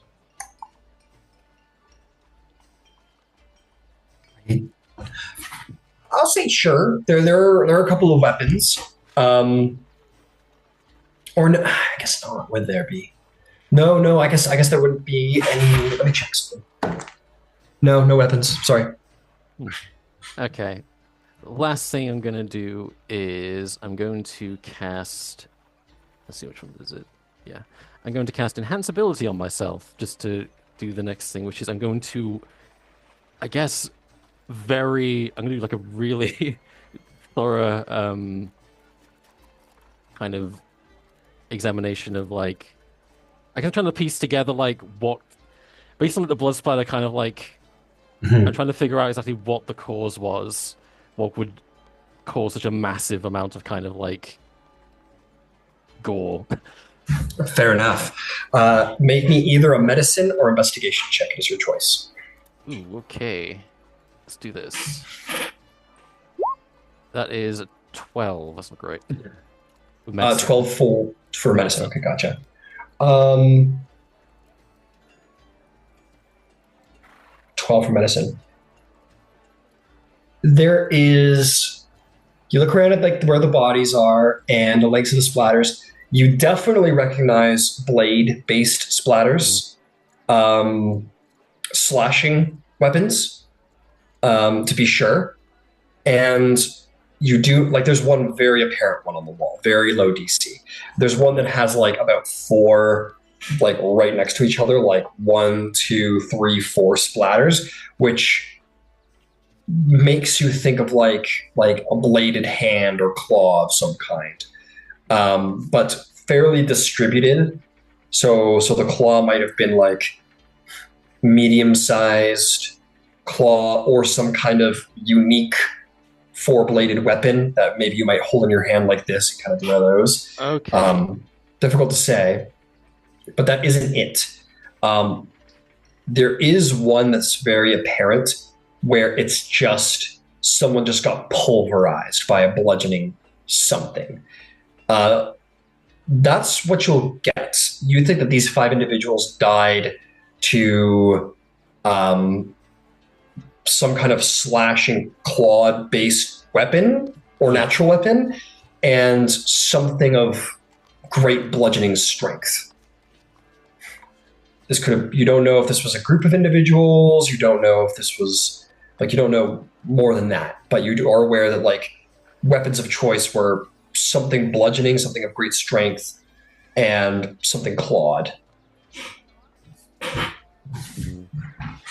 And the room is like totally like clear and bare. There's no traces of anything. It definitely looks like someone came through here, did a sweep, and removed anything that they might consider essential evidence. It is possible that things were missed, but for the moment, yeah, it does look like people have been through here. Like, the bodies are gone. There's chalk marks, which is the telltale sign of, someone investigative was here. Is there an upstairs? There is. There's an upstairs. I'll check upstairs. All right, you begin to head upstairs. You look around. You see that, again, the beds are largely uncovered. Mattresses, they're just mattresses on like spring iron bed frames, very cheap. The blankets that would have been held over top were used as probably blankets. Not a lot in the rooms other than that, but they do look like they were lived in. If you didn't know better, you'd say that whoever was here cleared out with all of their possessions and just kind of left the place a little bit of a mess. And there's no is like are there drawers or anything like that? Yeah, there's drawers. There's again, it's very sparse furniture, but there are some dressers here and there. Yeah. I'll check inside all of them, see if anything's behind. Sure. Make me an investigation check. That is 19. 19. All right. You start looking around the rooms, going through the drawers, trying to find stuff. Is there anything? You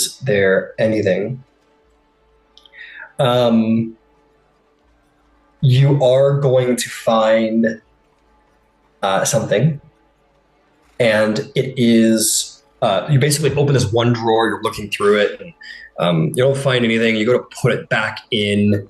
There's a little bit of like a wiggle to get it back in, so you just, to be safe, go under and like check to make sure that there's nothing like under the drawer like getting in the way. Indeed, there is a wheel that's broken on the dresser drawer, and that's why it isn't working. But you do this and kind of like, I should try that on the rest of them. And on the 4th drawer you do find sort of like tucked into the wheel rail, underneath, you do find basically like a lump of a couple of like pieces of paper. Ooh, yay. I'll take them. Take them. I'm not going to read them straight away. I'm just going to grab them, pocket them. Fantastic. Put the thing back, and last of all, this is more just me like being doubly thorough, is I'm going to flip the mattress. Oh, sure. Yeah. Throw it off to see if there's anything like just hidden underneath it. Much in this, if it's stuff hidden underneath the drawer, underneath mattresses, that kind of thing. Yeah, absolutely.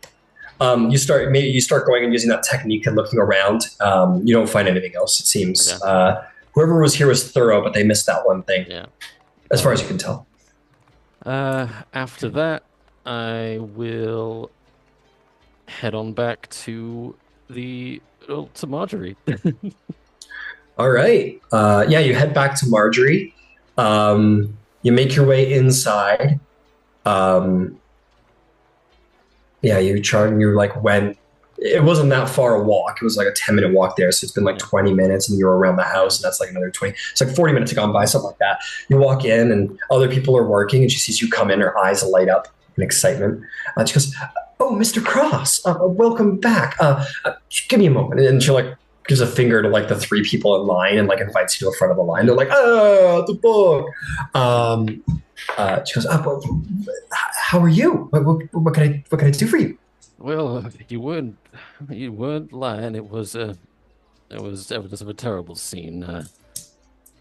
Said a few words, and hopefully the sovereign host will treat their souls well and beyond. Oh, goodness. Out of respect for them, I think you're quite right. I think any immediate new residents might be a poor idea. And I do return the thing she gave me. She'll take the key. Thank you. Okay. I'll take 5 gold pieces out and kind of send them off to her. You might feel a little bit rotten about me later, but just remember that, well, I trust you to keep your silence about all this, and I'll keep mine. I don't. Oh, if you say so, sir, Mr. Cross. But please come back. It was so exceptional getting to meet you. Oh, could you do one last thing? You made a note in your ledger there. I assume that was about my visit. No, it was about the. Stand back. And she says to the person beside you, "He's like, what the fuck?" He's like in the middle of like paying his taxes or something.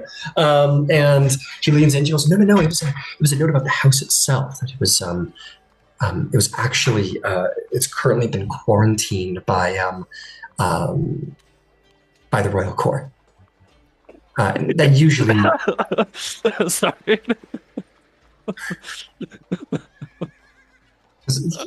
Yes, that's a pretty big stamp right next to it. So,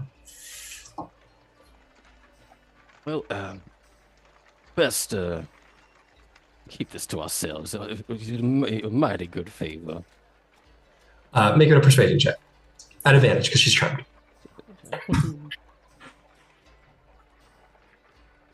Oh my god. Okay, 10. 10. She goes, "Well, if you say so. Out of respect for the souls of those people. Of course. Well, is there anything else I could do? I can try and help you find like another property or something that you're looking to buy." No, I'd best. As I said, I'm very busy. I should make my presence known again back at court myself. I see, Mr. Cross. I will have a splendid day. And you never know. Maybe I will come back if the winds are right. Okay. Well, I'll goodbye. And you can take off. Fantastic. I did leave like 5 gold coins there as I once I'm out and I'm like sufficiently like 20 minutes, half an hour away, and the spell is like shit. Shit. Okay, fantastic. You return to court. Very good, Cross. Very sly. Go ahead and take inspiration. Woo. Who else? We haven't heard much from Rowan. Rowan, did you have someone you want to speak to at court?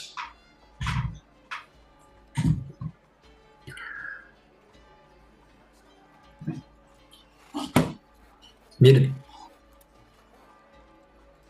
Oh, now you have 3 systems to go through to unmute, do you? Yeah, I know. This is sorry. It's a whole new system. Jesus. All good. No, yeah, I'd like to go talk to the Baroness. Now that there's 100 of them. Jorlana and Kenneth. Yes, you would like to speak to Jorlana, no problem. Fantastic. Let's go talk to Jorlana. You find your way over to Jorlana, easy enough. And she'll regard you well, Rowan. And she'll say, "Lady Kenneth, good to see you again." Baroness. And she'll look at Zorlon and say, Zorlin's left at this point. "Oh, He's and sorry, he left. not sorry. No, perfect. That's Cool, even cool, better. cool. That's even better. Never mind then. Cool. Yeah, All he right, left a minute ago. Yeah. No, that's great. It's perfect. What are you doing today? It is quite a busy day here at court, especially with all of you arriving. People have flocked to court to see you. So it would seem. Well, the first thing I wanted to do was to make sure that everything was fine, that there wasn't anybody who was concerned about my innocence in the matter, and now that we can go on past that, I wanted to see how we could be helpful in the investigation. I see. I'd like to get my hands on the blueprints, if it's possible. I went on a tour with Raymond. Yes. For a while on the ship. The way it went down was particular. If we could reverse engineer it, it's going to narrow down the people who could have possibly done it.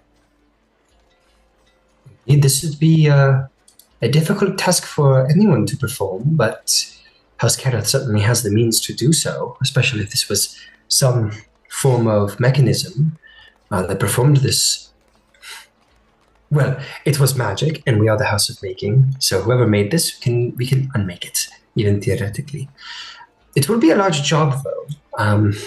We always, of course, want to put a good foot forward, but I must ask how things fare with you and your allies. It would be, as you can imagine, I'm very interested to hear if your party has been intrigued by anyone.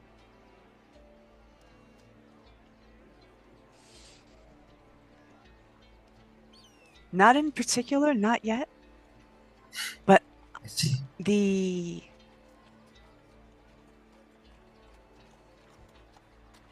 climate has changed. I see. Well, I would love the opportunity to speak with you and your allies again if ever the opportunity presents itself. I have thought much about the scruples you and or some of your allies have with House Canis, and I think I could do a lot to assure them of. I think I have a way. I would like to try and convince them of the good that Kenneth can do for the world, if it has, of course, the right leadership, and also your group, in all your diplomatic ways, might be able to help steer the future of House Kenneth. So we would love to help with, and we do intend to help with this dragon, or the golden dragon issue. But I think we could do this better as allies, working together.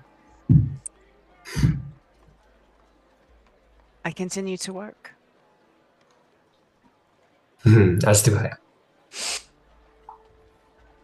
Is it possible for me to get access to the blueprints? I've tried to reconstruct what I can from memory, but it's not great. It's not perfect. I will see what I can do. I will see what I can do in the coming days. It may take a moment. We are currently speaking with the royal court. Your appearance here will have surely helped to move that in the right way because, of course, you are all here to help with this process. I would be happy to try and make those wheels turn. And in turn, I hope maybe I might be given the chance to speak to your friends once more. I would like that. Very good. I will say in this moment, and Cross, you'll return here to view this as well. We'll see what Ludwig and Holden and all others have been up to. But there is something that's going to happen at court here that actually doesn't involve all of you for once, technically. Shocking, I know. Shocking, I know. You guys are the shiny new toys of the land.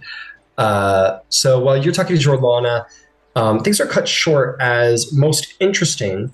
You are going to see Baron Esravash de Lyrandar approach the queen yet again, and she will bow her head respectfully, and she will say, the band will sort of stop when someone addresses the queen. It is for all to hear.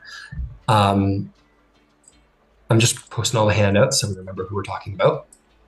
She approaches Queen Olora Irwainar, and Baron Esravash de Lyrandar speaks. She says, or actually the queen speaks first. That's how it works with that. So the queen says, "Good evening, Baron de Lyrandar. You are, of course, welcome in my house. We had met earlier." And Baron Esravash says, "Indeed, good queen of Ander, I wished to make myself heard. I wish to address this attack, and for all indeed to hear. There has been rumor going around about my house and its involvement in this absolute travesty. I want it to be known that I have every intention to have an internal investigation post into my own house to ensure that no such things have occurred. With that said, I do wish to point out to Her Majesty and to the rest of the court that no one has suffered more. We have all suffered dearly, but no one, indeed, few have suffered more than House Lyrandar. We lost a capable captain, we lost a capable crew, and a great deal of workers of both high rank and small were all perished in the attack. Of course, this is of the most important, but while lives are held above, we have, of course, lost deeply, financially and in reputation. I must scrutinize the scandal that has been placed upon my own house. It is troubling to hear, and wish to know that the respect that we have been paid by Ander will not be forgotten, and that we intend to make every recompense for a lax in security or whatever else made known. House Lyrandar will not stand for this tragedy and will do everything in its power to assure the people of the reliability of House Lyrandar and our seriousness for justice to be paid." There's a little bit of like people are a little uncertain of how to take this. If it matters to any of you, she persuades fairly well, but scandal is what it is, and addressing it out loud doesn't always take care of it. But you will notice then that sort of walking up behind and bowing his head towards the queen with great respect is Baron Brevin de Deneth, the Baron of House Deneth, the Patriarch of House Deneth. Queen Orola says, "Baron Deneth, pleasure." He says, "Thank you for hearing me, my queen. Queen of Ander. If I might speak, I would like to speak in celebration of Eravash Lyrandar's confidence to speak on behalf of her house. And she's right. Her house has suffered greatly. And for those who put the blame at the feet of House Lyrandar, I would say to all of you, it was House Deneth that was responsible for security. And if there was any blame, it's to be upon my own house. And in solidarity for House Lyrandar, I will similarly be putting an investigation into my own house. But I would like to put forth that these rumors of terrorists within House Lyrandar make simply no sense and spit on the memory of those who were suffered and died in this tragedy. If the good queen would remember, the Code Galifar demands innocence until proven guilty, and this wild gossip indeed does dishonor the memory of the Golden Dragon and her victims." He's going to make a persuasion check. The queen sort of looks at him, and everyone kind of listens at the Baron's challenge, and the queen says, "Indeed you are right, Baron de Deneth," and looks at the Baron of House Lyrandar and says, "House Lyrandar has been a faithful aid to Ander in the creation of many airships and the recovery of many that fell during the war. Your honor, Baron de Deneth, is beyond reproach. All know that you are a man of great integrity, and if you were to speak for Lady Lyrandar, it is only fitting that I do so as well. She will stand, and she is going to say to the court, she's going to say, anyone who continues to spread this wild, scandalous gossip of the responsibility of House Lyrandar without due proof will not be treated with any form of respect, not in my court, not in Ondair, and this is what I say of it. If anyone has something poor to say of Lyrandar, bring forth evidence or leave this nation. And it's sort of like a shock and awe of this, and like an applause, celebration of this. And a private, quiet word is shared by House Lyrandar, but the mechanics of this is that Brevin de Deneth is going to burn his token of favor with the Queen of Ondair to cancel out the scandalous rumor that House Lyrandar is responsible and terrorists within their house, and he is going to burn his token of favor to strike that rumor from gossip. The Baron nods. Some private words are shared between Lyrandar, and words begin to be shared across the room. And some respect is paid a little bit more due to the Baron now that this scandalous rumor has been put to bed by the Queen herself. Rowan, as you are currently and actively in conversation, you'll hear Jorlana say, most unexpected that the Baron de Deneth has such sway with the Queen of Ondair. It is true that House Deneth has always been the elite fighting force of Couvert and perhaps beyond, but interesting.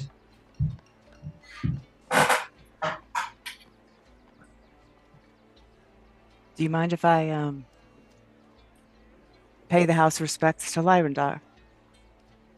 Not at all. And she will bid you good evening. And as you head over, Rowan, to speak, I do want to come back around to fill in the gaps of the continuity. Ludwig, Holden, and Loisana, is there anything that the three of you would like to do that would have led up to this proclamation by the Queen? Hold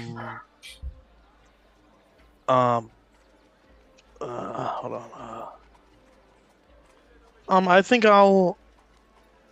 I took off. I mean, I have Lady Marina with me. Yes. I would. So I guess we're together, kind of like suffering the crowd alone. I guess by the two of us, and I see with the. I suppose I would see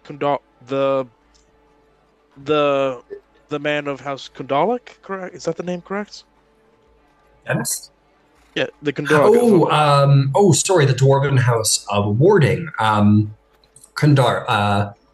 Kundak is what it's called. House Kundak. Yeah, since Connath's on the border with them, I suppose they have a lot of interactions, and I'd go over to introduce myself and say hello. Absolutely. You head over, and the Dwarven Lord turns to you and he says, good evening. Allow me to introduce myself. I am Lord Morrigan de Kundarak of House Kundak. And I respond in Dwarvish. Hello, Lord Kuroth. Hello, Lord. I'm Ludwig Drager. I'm Ludwig Drager from Connath. Ah, pleasure. You were one of these fellows who were aboard the Golden Dragon when you're one of the odd survivors. My, what interesting people you are. And please introduce me to the lady on your arm. Yeah.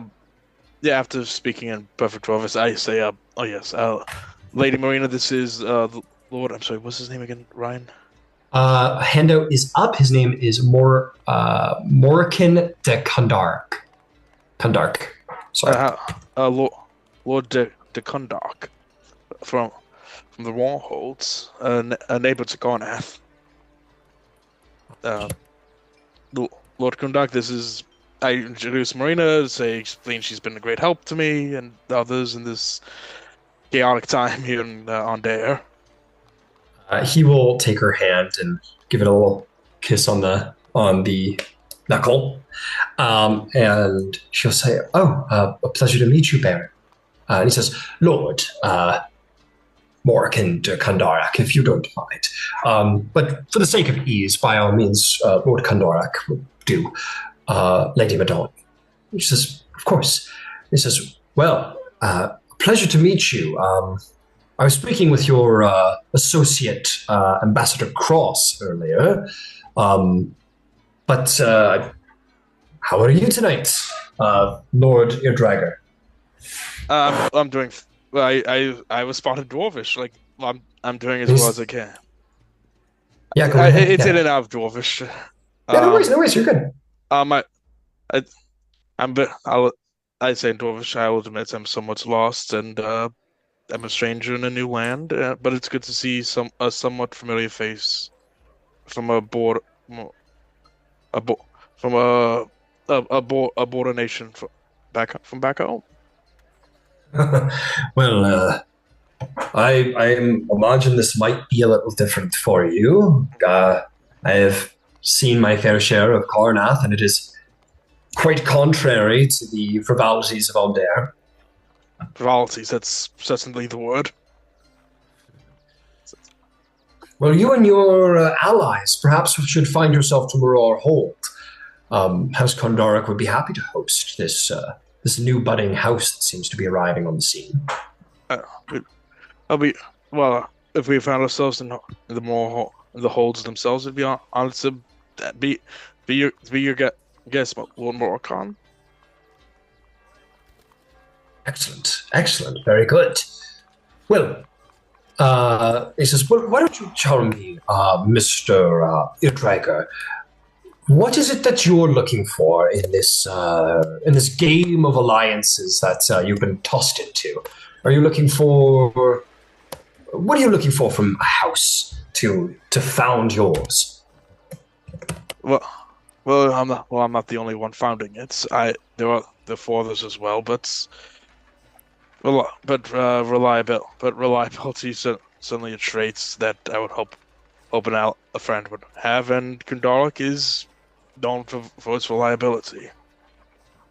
I thank you for your acknowledgement. Yes, our house, by the nature of being a house that makes most of its pay in security, it pays to be reliable. So, much like our good allies at House Civis, we try to maintain our trust of all clients and a reputation of unshakable integrity. So thank you. Thank you for acknowledging. Indeed, if you want a house of great integrity and ancient dragon-marked knowledge, we'll be happy to help and provide in that regard. Thank you. I thank you very much. Thank you, Lord Morkan. I'd have to speak with the others, but I'm sure your name will be tossed around. Well, I'm happy to hear your consideration. And I will say, it does help. I'm a businessman, so I will put it forth. It does help to perhaps have a discount with certain protections in place. Something I'm sure we'd be happy to arrange should a proper arrangement be provided. Security is more and more important these days, as we can tell. Indeed, we all gathered because there wasn't enough security. Perhaps House Lyrandar should have thought to have employed the services of House Kondark instead of House Deneth. By the way, Ryan, is this before or after that? This will be before. Before that? Well, yes. Well, I can't. Well, I am not an expert in either of your houses. I cannot compare them. I fought against the Deneth during a Deneth or two during the war. They're strong. They're as strong as an anvil, and the Gundalics, well, their reputation precedes them. Oh, well, make no mistake, I mean no disrespect to the warriors of House Deneth. They are second to none, most certainly, but it is House Kundarak that is second to none in its protections. Magical protections. True, but well, the name of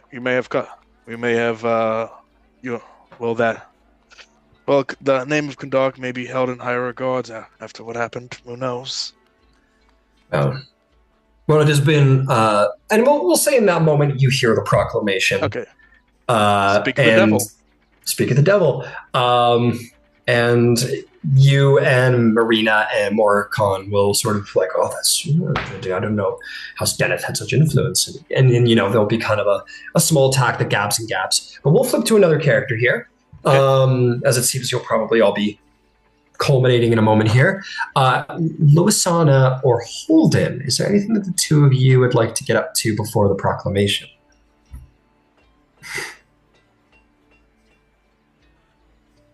I think for me, I just would have, as requested, I would have followed Rowan over to talk to Jorlana. Zorlon's no longer here, so I didn't have him to watch. But I would have spent that time. He's in the court. He's not talking to Jorlana, but he's at court here.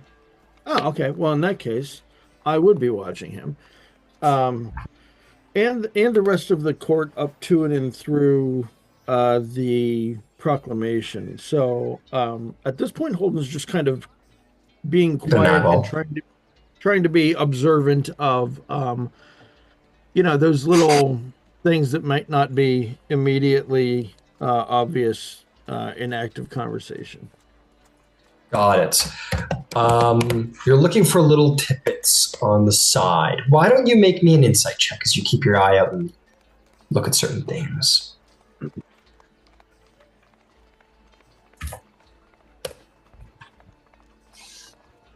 Oh, I'm going to use the inspiration to reroll that natural one. Fair enough. And get an 8. An 8. There's a lot going on here. Like you're really good at this. This is kind of a thing that you've found yourself adept to, but usually you find yourself in situations where you're kind of eyeballing like one situation. Right. You kind of know what you're looking for. You are in a vast web of people who have been playing the game and been taught to play the game since they were young. You see plenty of stuff. Probably a lot of it meant to be seen. And you're not sure which way to look. It's just like it's so much of it. And you find yourself a little outside your usual comfort level here. Yeah, and a little over my head. Okay. Sounds good. Yeah, that for the moment, I don't really have anybody else here at the event that I intend to talk to immediately, so I'm good. Got it. What about you, Lois? Is there anything that you'd like to get up to? Quite specifically, I'm going to try to get introduced to people that may have spoken with or interacted with Kira on the day of the gala, in an effort to try to build out her schedule on that day. Don't know if it's her last day, but her day. Got it. Make me a little investigation check to see if you can track down someone who would know who to talk to. It'll be a 25. A 25. You find that there is a couple of individuals that survived that were spoken to. And I'll give you those names now. Let's see here. The first of which is basically the royal family. Prince Adol, Governor Orad and his wife Renya, the Prince Consort Sasik Dividalis, Queen Lara. There is one individual who survived that is here of interest. Congressman Agnor Ir Forgest, the head of the Arcane Congress, was present that night and did talk to Lady DeCivis. And probably the only person that you can find out that Lady DeCivis did talk to who survived. Other than one who you already know of, I believe, coming here. So just Agnor Fogust, Jesus Christ. Sorry. So he's around. You could talk to him if you wanted to. Absolutely. That would be the person that she would immediately gravitate to once she gets a Excellent. lead. Fair enough. Yeah, you see him talking to a number of individuals, or actually just one other individual. You walk up to him. I'll post his hand out again. Sort of a little more of a growing into his older years, gray haired, but meticulously groomed beard, wearing sort of like gold and green, very stylized, very Ondarian, with the white chest puff I can never remember the name of. And he seems to, Ascot, thank you. And he's talking to a rather serious, bearded, younger individual in very easily you'd recognize Karnathi dress, wearing like a long, sort of partially military, dustery kind of coat. Speaking, you kind of approach the two of them. He turns and sees you and he says, good evening. Allow me to introduce myself. I am Congressman Agnor Focust, the head of the Arcane Congress. And may I introduce to you my most recent associate, Ambassador Dravok Thalok. He is the ambassador of Karnath here in Fairhaven. And that one says, It's a pleasure to make your acquaintance.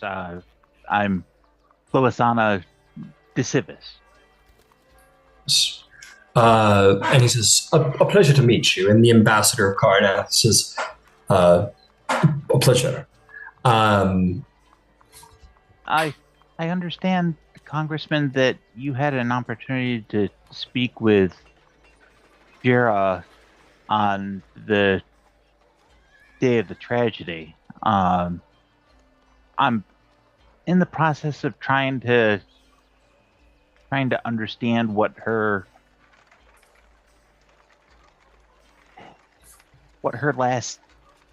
that last day was like. Would you have time for an appointment at some point? I'd like to understand maybe what you guys talked about, that sort of thing. I mean, this is not the time and the place for sad recollections necessarily, but I certainly would be interested in anything that you might have to share. Yes, I see. Are you with the... My apologies, your association eludes me. Are you a reporter for the Korenberg? I do work for the Chronicle, yes. AK persuasion check.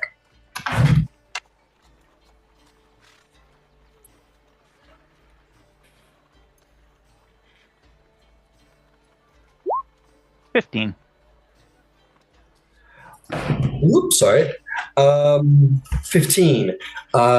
He says, he kind of like looks at his associate who just kind of like shrugs at him a little bit with his hands in his pocket. He goes, we're all here in the interest of finding out what happened.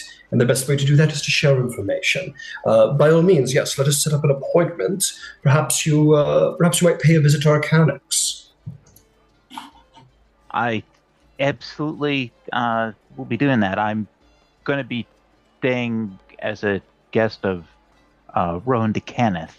So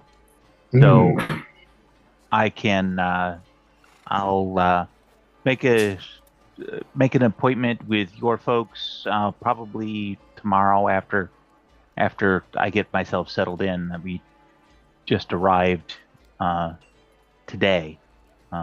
Yes, by all means, please, indeed, make an appointment. And he'll give you the information of, like, we don't need to go through those motions of, like, how to contact his secretary and put something in the books. And, or he'll, better yet, he says, I'll put something in the books and have you contacted via House Civis. Oh, that would be fantastic. I greatly appreciate your time and consideration, sir. Indeed. hate to disturb your conversation. Thank you for your kindness and allowing me the interruption, Ambassador. Says, it is quite all right. Good evening, Lady Decimus. And he will return to his conversation with the ambassador. Fantastic. At which point, we're all caught up now. Everyone heard how Baron of House Deneth and the Baron of House Lyrander addressed the Queen, and the Queen wiping away the scandal within House Lyrander with her words, as it is her power as the Queen. Let's go to a break. Let's do like a 15-minute break. It's about that time. Beauty.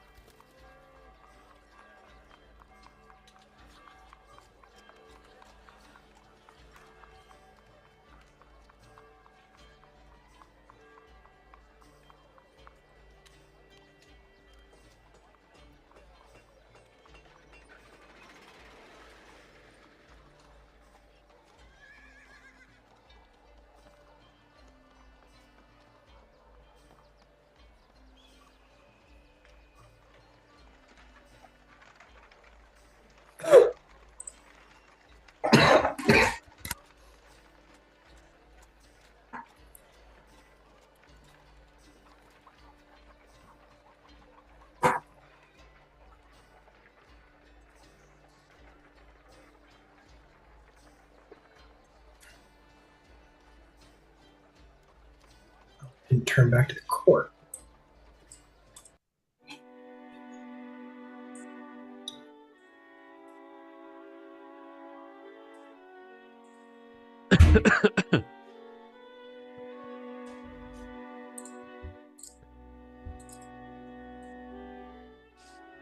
Wow, dude.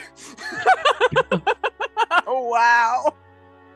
I mean, I love it though, right? Yeah, And well done. So well done. the first like actual tactical use of the mark, and just like, all right, time to do some snooping. So well done. So well done. I loved everything about that. I'm just itching to get to Holden now. Like, little birdie told me you wanted these.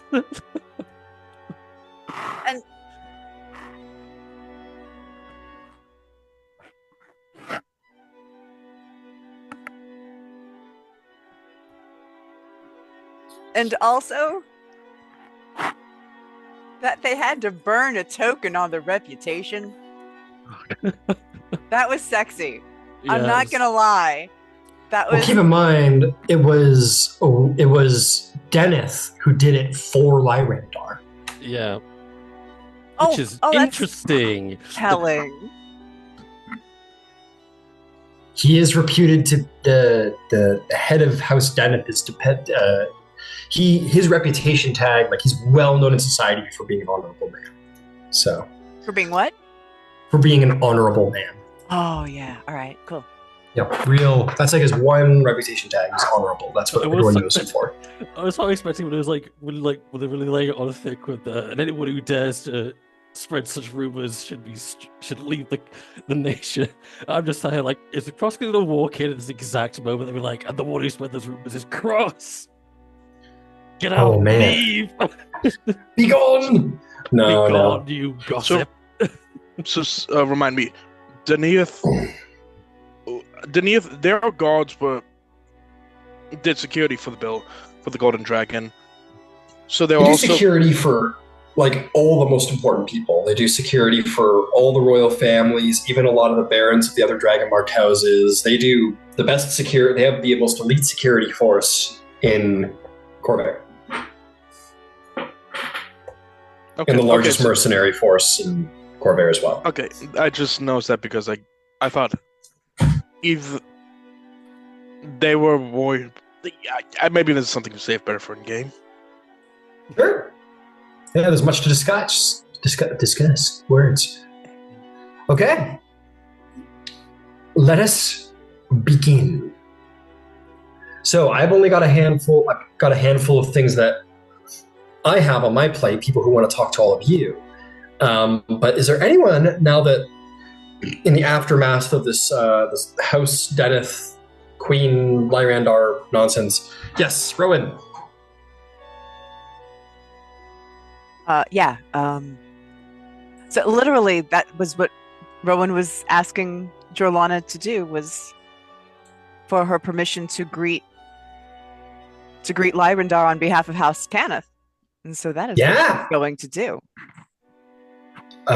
Got it. So yeah, you can, in the immediate aftermath of this, you will be the first person to approach Baron Lyrandar after this. And as whatever his name is, you kind of approach, and Baron Brevin de Daneth doesn't say much. He just kind of like bows the head very respectfully. He knows you're here for her and not him, and she's not going to take up any space.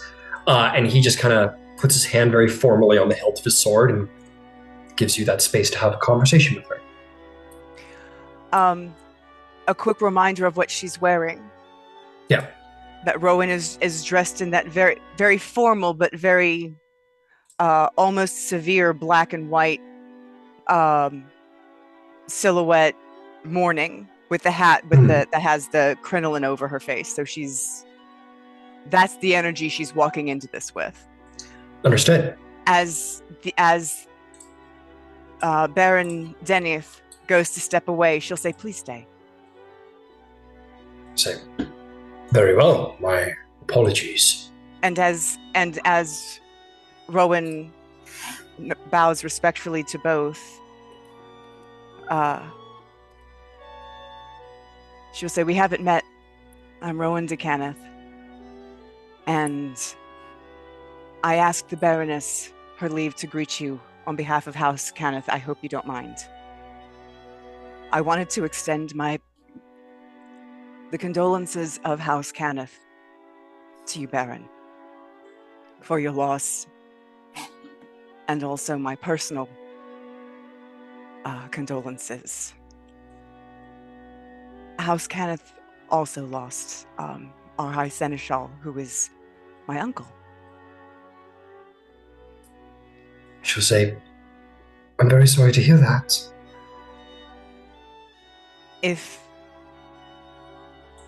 And to Baron Dennyth, she'll say,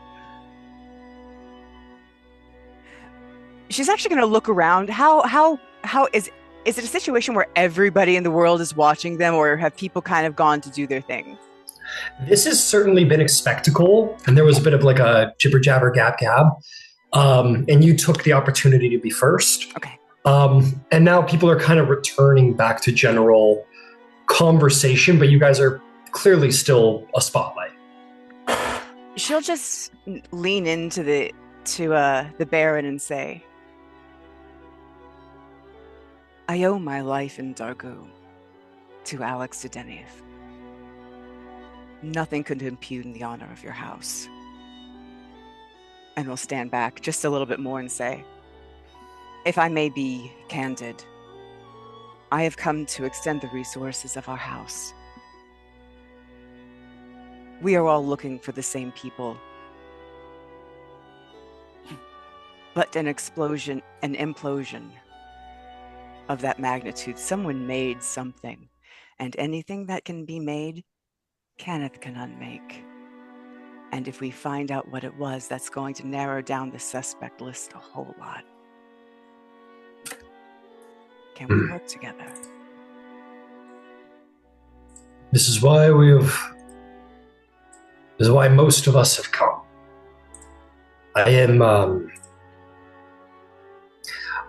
I'm going to see to it that Dennyth does everything in its power to bring Kara to justice. If I may be so bold, I was there. I heard what she had to say, and I understand that we need to find her, I do. But she ain't the one. She's not behind this.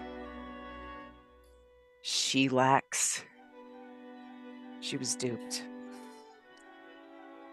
Whatever was behind this isn't behind anarchy, right? Not. It doesn't end with her, that's all I'm saying. I think we know nothing more than that she is the first teller. A teller that I am sure everyone who has any inquisitives at their disposal intends to follow. And I assure you that every Sentinel Marshal stationed in Ondair is on the lookout for Kara. Every Sentinel Marshal beyond has a wary ear out for if she traveled there too. She will be found. She will be brought to justice. Of that I have no doubt. If I can get my hands on a copy of the blueprints, I can start working way back. House. Yep, the Baron Lyrandar says, we're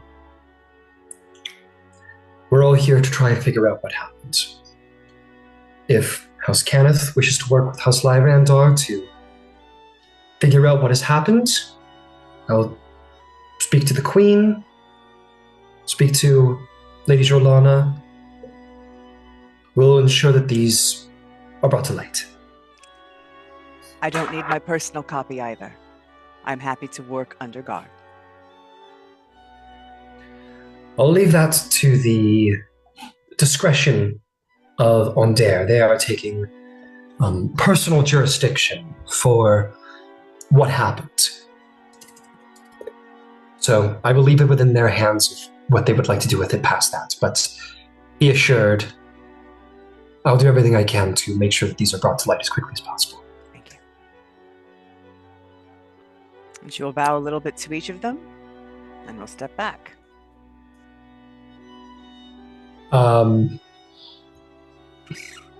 Before you go, I think Lady Lyrandar will say, if just but a moment, I am probably extending my grasp further than it is meant to be, so I will be very quick to say that this new house that you find yourself mingled with, I hope that you find for yourself a house worthy of the future of yours. And if that happens to be House Lyrandar, I'm happy to... I am here. And that is all I will say, out of respect. You are most gracious. Thank you so much. She'll say, and though the Baron Brevin is far too polite, I will speak on his behalf, despite himself, and say, I am sure House Deneth has no shortage on need for diplomats. Is that fair to say, Lord Baron? He says, I think these people are, this new house is more than capable of making up its mind who and where it wishes to be supported by. That's House Deneth. We will be happy to speak, but I prefer to let actions speak louder than word. So, that is all I'll say. I respect that. Thank you. He will nod his head, and with that, all will do the formalities, and you may all part. Fantastic. Okay. In the meantime, I'm just gonna do like a this and that. It's gonna be your guys' turn, my turn, your guys' turn, my turn, because I have stuff to give you. Okay. While this is going on, Cross, Yes. you will be approached, my friend, and you'll be approached by perhaps the last person you want to be approached by. Unfortunately, you will see Jorlana de Caneth approach. And she'll say, and she'll very respectfully sort of say, Ambassador Cross. Lady to Kenneth, bow my head. Would you mind if I stole a moment of your time? I wish to speak to you. By all means. And she will gesture and not take you to anywhere like private, but certainly where there isn't like people who just walk by and hear whatever is said. So maybe towards like the balcony where various people are meandering or more romantic trysts are being established. Nothing physical, but surely flirtations. She'll sort of take you out in that direction and says, I must first, of course, offer even more condolences, as this is the time and place for it. It is clear to see that you have been through quite an ordeal when it comes to the mourning. Yes, in a manner of speaking, I lost my life. Only it didn't end. It just started all over again. How strange and terrible. I'm sorry. I suppose I've already said my condolences, but I feel the need to say it a second time. I'm sure your time is very precious to you, Ambassador. May we speak of House Kenneth? I could only assume that was why you wished to speak with me, so, well, we may. I thought I'd ask. I have made great strides attempting to unite the various dragon-marked houses, make relations with maybe those who aren't as respected in society as they probably should have. And though I have watched the Warforged and their progress, I'm curious what they think of House Kenneth. You are an ambassador after all. I don't ask you to speak on their behalf formally, but I'd be curious for your opinion. I had intended at some point to perhaps convey my feelings in House Canet to Rowan, but who more appropriate than you, my lady? I suppose the word I would use would be a feeling of betrayal or abandonment.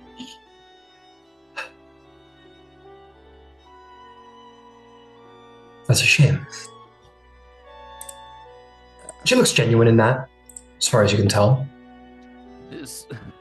I can only speak for myself, and I think the morning has certainly changed me in comparison to my fellow Warforged, but in my own way, regard House Kenneth as, dare I say, something akin to what you might call parents. Your house is my origin. You made me.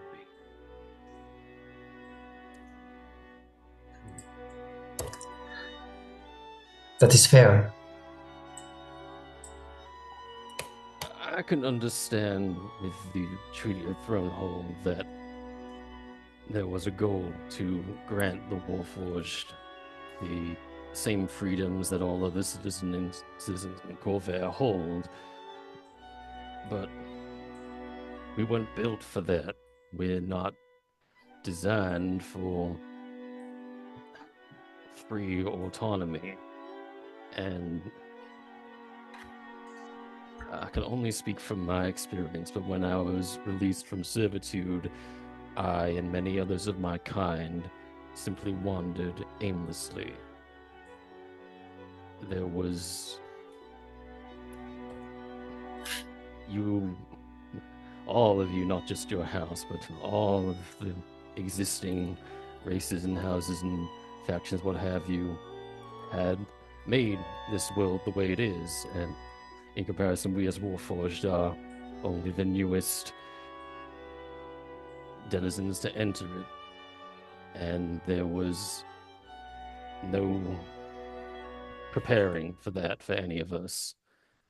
See regularly Warforged who still have not found a place or a new purpose of their own. It, as I say, felt like a betrayal, like we've been tossed aside without any aid or support or explanation as to how we might navigate the world you all had already created. That is fair, though difficult to hear. It is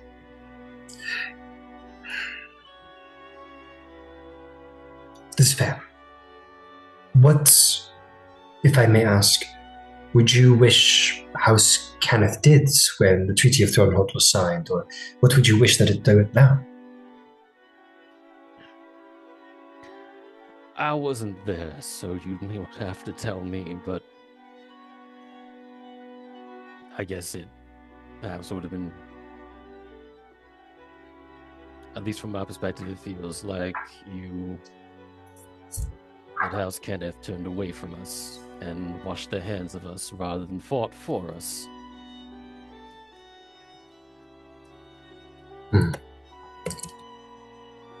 I wouldn't want to make assumptions of your intentions, but that would be, I guess, the outside feeling of those like myself.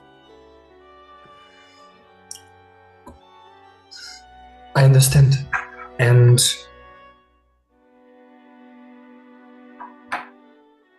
I understand.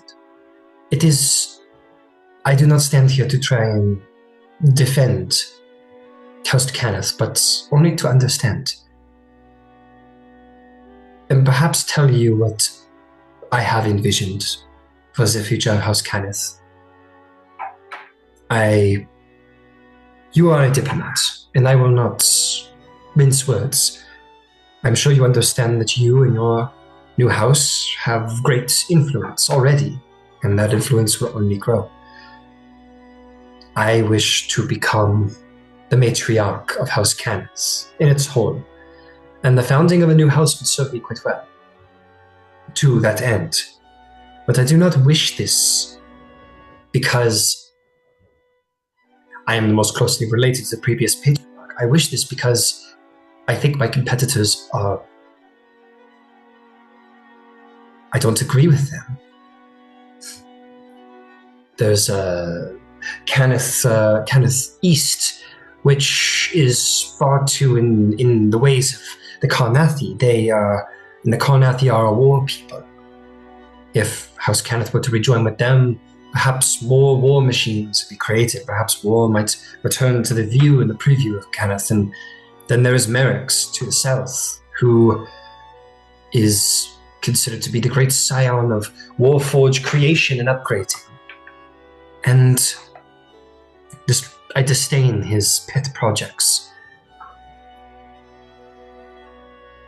If you have many fantastic offers, Mr. Cross, coming your way, but should you find it in your heart to believe in the future of House Kenneth and what it can do for the Warforge, I would be very interested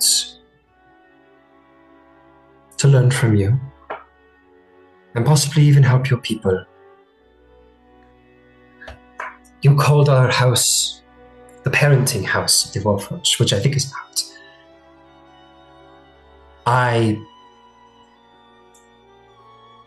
She kind of looks out forlornly over on Dare back at you, almost accidentally.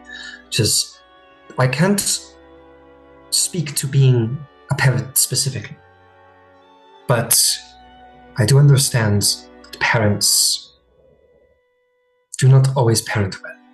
They make mistakes. I'd like the opportunity to correct those mistakes, perhaps. Maybe even redeem the house. So, if you, Mr. Cost, has suggestions, even if it doesn't mean alliance, I would like to build this house into something respectable.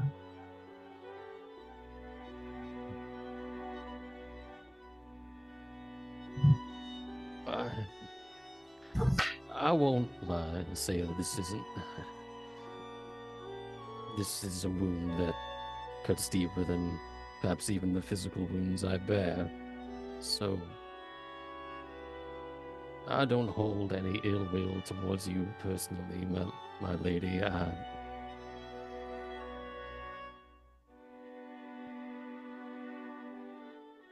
I will need time to consider opening my heart to House Kenneth again, if you will permit that.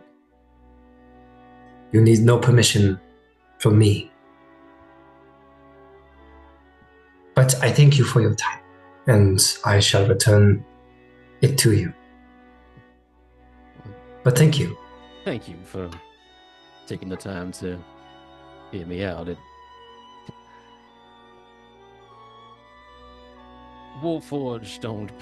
I would say I'm the first Warforged to manifest one of these marks, so it is strange to finally have a seat at the table, as it were. It is a great revolution for your people. It means, I'm sure, quite a bit to many Warforged to know that there is a Dragonlord Warforged out there.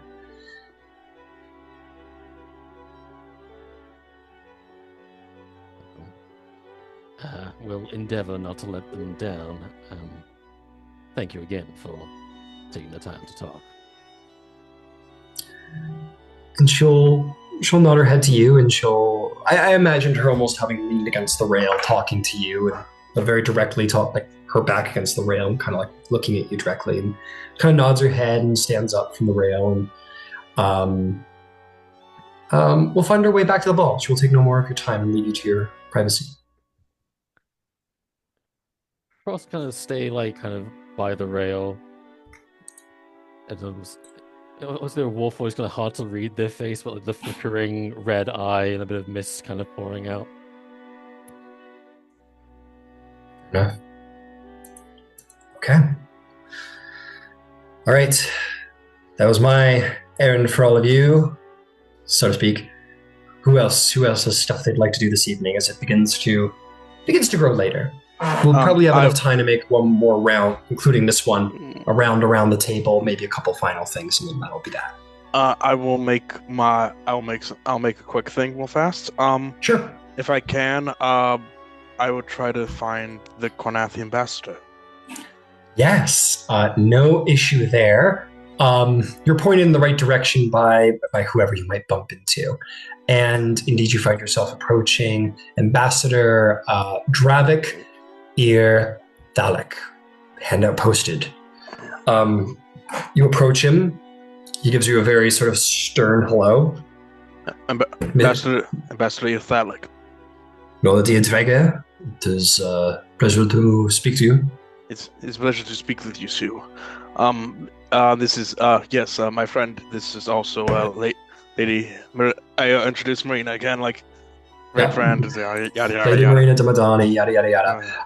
And he will bow to her. He says, Lady Madani, it is good to meet you. She says, and good to meet you, Ambassador. And I throw in greatest lawyer in all Fairhaven, perhaps all Vendare. She definitely kind of like, no, please stop. And he goes, well, I see the pleasure is mine to meet such an accomplished lawyer, accomplished attorney. And she goes, the Lord your Drager is far too complimentary this evening, it seems. And maybe some other days. It kind of gives you a little like smiley, like evil eye.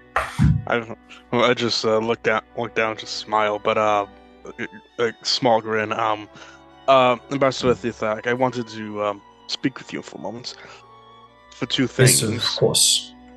For one, I want to apologize to you. I wanted to come to you sooner, but given the situation, but I thought it was awkward without, given the security matter of the situation, I thought it'd be. But scratch that. I don't want to say that, Ryan. Okay, I just scratched that. I just say, I would be hoping that. We'll say that you say it. This is a political intrigue game. More important. Yeah, what I'm trying to say is ask if we might have breakfast tomorrow between us. There's more I wish to say to you. Yes, I imagine there is much you wish to speak about, and no apology necessary. You're not required to speak to me, but yes, let's pencil in some time for breakfast. Perhaps you might meet me here at court. I am housed here, so we'll meet. Okay, I would be happy to. 7, perhaps 7 or 8. Sounds good. Whichever you prefer. Thank you. On great length. Enjoy the rest of your evening, Ambassador. Do as well, Lord Dillbreaker. I give him a bow. All right. He bows back to you and he says, Lady Madani. She goes, Ambassador. And you all part ways. And that's put in that for later. Beauty. All right. Short and sweet. Very cool. Okay, one for me. Let's see. I'm going to roll D4, see which interaction's happening. Okay. Lady DeCivis.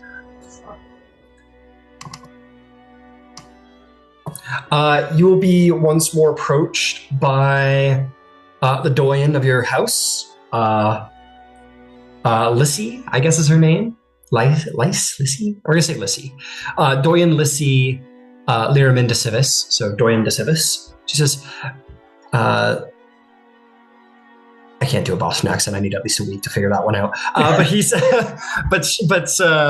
says, so how is everything going this evening? Have you made good connection? I think so. I met some of the other marked folks, including Roan DeCanneth, who has kindly extended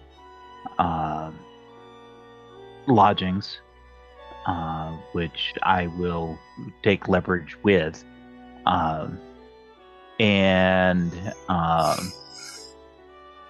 I was able to find out there are a couple of people here, including Rowan, who had conversations with Jura the day of the mishap. So I'm hoping that they can be a little helpful in kind of rebuilding that last day from an investigative standpoint to see, if there were any clues that something was going to happen. And I'm certain that the Crown and others are very interested in the who, what, why, and where. Of course. Well, perhaps you might introduce me to one or a few of these individuals. I would very much like to make my case for House Simmers. Absolutely. I think, based on my interaction, I think Rowan is probably the spokesperson for this new group. So by all means, and she will kind of peer around. She'll pick you up over her head so you can look over the crowd. No, that is and yeah, you can you look around. And, we'll say that you definitely see Rowan. She was sort of in the middle talking to the two barons, and kind of she's wearing the Cruella de Vil outfit. Yeah. It's not off the spot. Yeah, exactly. Not hard to spot. So, Rowan, you find yourself being approached by two much shorter individuals than the previous, Luisana and this Doyen de Civis. She says, well, introduce us, Luisana. Rowan, I'd like to introduce you to Doyen Lys Liraman de Civis, the Baroness of House de Civis. She curtsies. A pleasure to meet you, Lady de Kenneth. I can't hear you. Your silence spells on, dear. Can you hear me now? Yes. I can hear you fantastically. Fantastic. All right. Well, It is good to meet you. So, it seems that Lepus and I have a couple things in common, yeah? so we all noticed in House de Civis. We thought, with the news of your courtly all appearance at once, it felt only right to unite all of you. I am so glad to hear that. Excellent. Well, perhaps you're probably a most certainly busy woman here.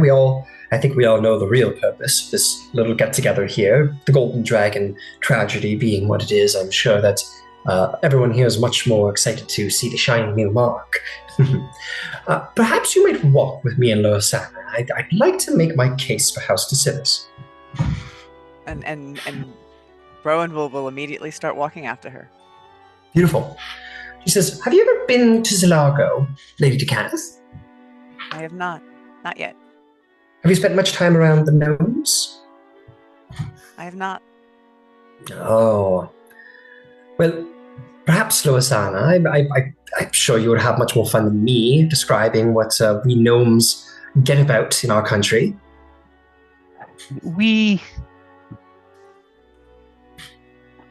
I think the correct term would be we're somewhat frolicsome.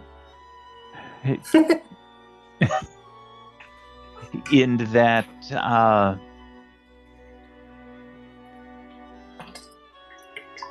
we can't stand not knowing things, and we will go to significant efforts to figure out what it is that we don't understand or we don't know. That is I respect very much healthy ingrained curiosity. in it's very much ingrained in culture. It would seem to me that at the moment, that is exactly the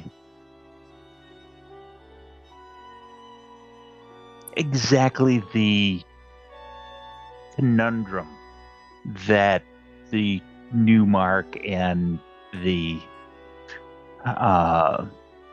tragedy requires, is an effort to understand, to find the unknowns. It's about as diplomatically as I've ever heard anyone speak of a gnome. Osana, I congratulate you.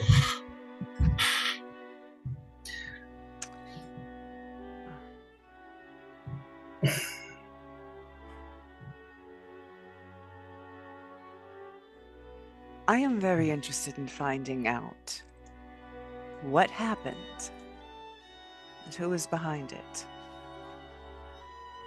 I think I can speak for everyone who bears the new mark that we are very interested and personally motivated, and motivated as a group, to use our considerable resources to find out what happened and who's behind it.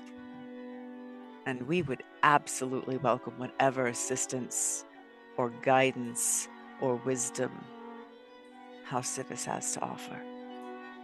We'd be fools not to. And if I may say so, there is no shortage of wisdom that Zalargo, House Civis included, but Zalargo, could offer a house trying to learn about, well, intrigue and diplomacy and secrets. We gnomes specialize, as Luciana so diplomatically put it, but I'll put it slightly more bluntly, being snoopy and nosy and finding out things people don't always want us to know. So, perhaps if this new house was one to learn how to play the game of intrigue and learn secrets and learn things that not everybody knows, as, again, Luciana so aptly put it, it is a part of our culture. If you want to go somewhere to train to be good talkers, where better than the place where everyone talks and listens a little too much, perhaps. I love everything about that. And besides, I'm sure you write a lot of notes. Wouldn't it be nice to have a little discount at the messaging stations? Rowan actually laughs at that and says, "Let me tell you how much my colleagues would love a discount on that." Oh my goodness. That was the selling point right there. Well, we gotta save our trump cards for the end of the persuasion, don't we? I mean, the learning of the skills, and the tutoring and the mentoring. Of course. It was nice. It was nice, right? But the discount. That's given my particular fulcrum in this, additionally, my area of training and expertise is actually in divination, which may be of interest and benefit given the conundrum at large. Yes. Oh, yes, indeed. The Cornberg Chronicle houses itself in Cornberg Zalargo, and our good Luciana is an employee there. I should put forth, House Civis is not responsible for the Cornberg Chronicle. I know a couple of faces were put on the cover, and I want to say that House Civis wasn't involved in that. I never thought they were. Okay. The houses have better sense. that was a petty functionary. That didn't get through editing. That was my doing. I apologize. But when I woke up, when I became more lucid, I was already awake, but it was kind of like that dreaming fugue state thing. I had these pictures and obviously the new facial accoutrement, and I knew that it was important. We had the news about the airship that had gone down. I knew that there was some correlation to be had there. I had the images in my head. I worked with an artist from the Chronicle, and that's sort of how that came into being. I hope that it didn't cause too much of a kerfluffle, but it did, it seemed but it appropriate wasn't to you. help. Oh no, but Lois, that wasn't no. You did what you were supposed to do. The problem was in the demonstration, and I am certain that whoever's running the Bird Chronicle has been told to be more discreet in the future. There It's fine. We're sometimes fine. is a degree of zealousness with significant breaking news where the need to be sort of ahead of the game sometimes precludes other wisdom. But House Kenneth understands. it's always done with the best of intention. It's sometimes the best of intention is a left foot forward. No, I get it. There are definitely things we should talk about. I just don't want to do it, when there are this many years around. Indeed. Then may I make a small suggestion? Of course. I'm sure it's a very big decision to make which house is going to found yours and such and such. Perhaps it might be fun to throw a little ball of your own, Lady Kenneth. I hear you have quite the estate on your hands locally. Perhaps you should invite your favorites to a little dinner to give them the last chance to get the edge up on the others, perhaps. Oh, that's a very good idea. Mm. Thank you. Very well. Well, I will leave you back to your very busy line of people trying to sell you their houses, which now excludes me, as I have completed mine. Well, have a lovely night. Lady Kenneth, I am always open for speaking. And remember, discounted messaging stations. She immediately looks for Holden. Yeah. All right, you're going looking for Holden. Fantastic. Some of us live very far away. Yeah. Speaking of which, what are you up to, Holden? Yeah, nothing in particular. He's still kind of keeping an eye on the crowd. Definitely interested in watching these interactions.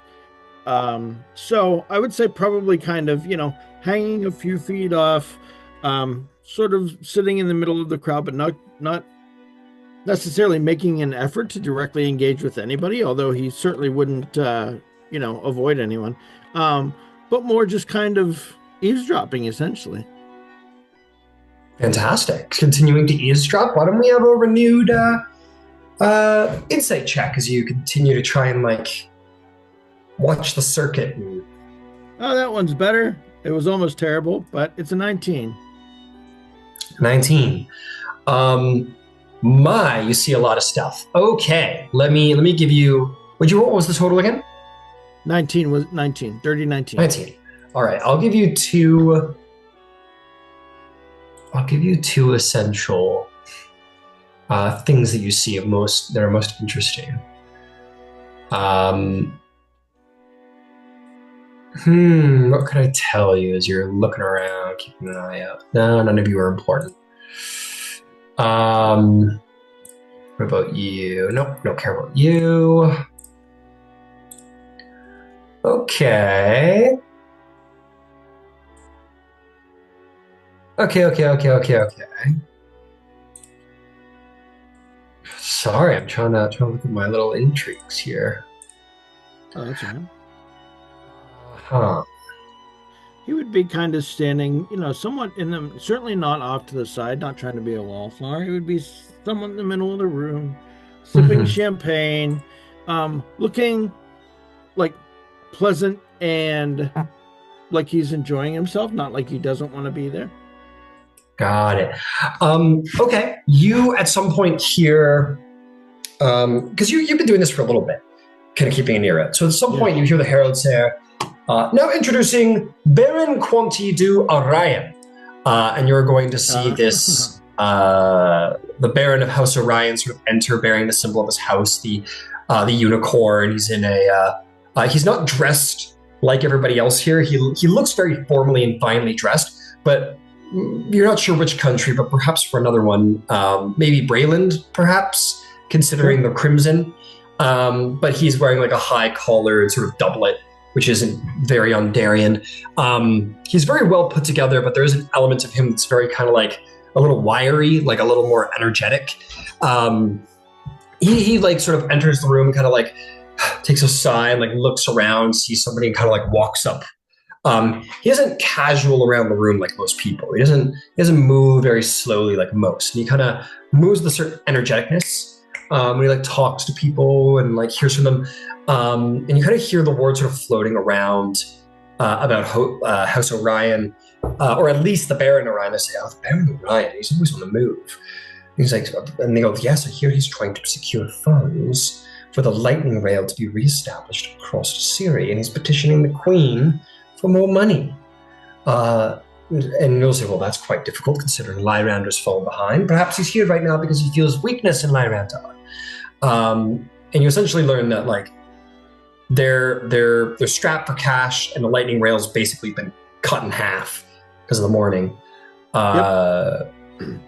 And they're like, well, what the devil do you think he's doing? And you see him kind of going around the room, like he's doing the circuit, kind of like what you do. And when he gets to the thing, he kind of casuals up a little bit and goes, oh, with various barons and Baron of House Daneth and other people. But then he's like, oh, and then he wraps up the conversation rather quickly and moves to the next. Clearly very busy, very like, okay, go person, even when it comes to politics. And at a certain point, he will like speak to some people and make his way up to you. Yes. Baron. He goes, hello, Lord Lackyard, I believe, the newly Dragonmort. How very interesting to meet you. Oh, thank you very much. I appreciate that. It's very nice to meet you as well. I see. Well, sorry, I just hopped off the lightning rail. I'm a little out of sorts. I barely know where I am. I only noticed a moment ago that I am not properly dressed for old dare. How silly of me. I hope you won't be too embarrassed speaking to me, but I felt the need to speak to you. How interesting to be a part of the newest Dragonmort House. The generation has been seen a long time. Interesting is definitely one word for it. I'd like to hope that it's also fortunate, but that's yet to be seen. Indeed. Say, what is the mood of your house, if you don't mind my asking? I'm sure that your house is looking for a sponsor of some kind, someone to sort of help you with your, help you get your feet off the ground, essentially. We certainly are. That would, I say, be the mood that it's a bit like taking a drink from a broken dam. It's a lot all at once, and we're trying to take it in as quickly as we can. This has certainly, this event has been very eye-opening, but also very informative in a positive direction.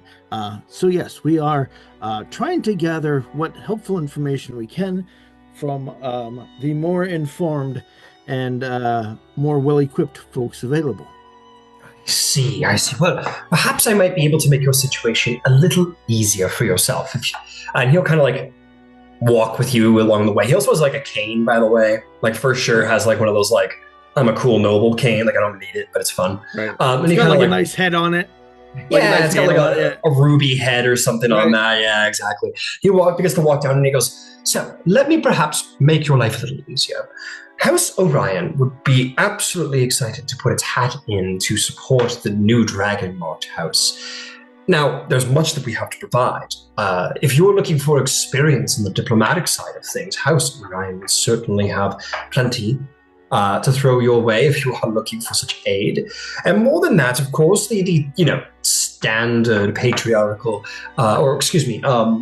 patron-esque aid. I'm sure that your house will need to expand itself into the other nations. How better to do that than by the lightning rail, which is run by my house? And not to mention our courier services and traveling services, all of which that I would be more than happy to pose a significant discount to. So, you help us, sure we help you.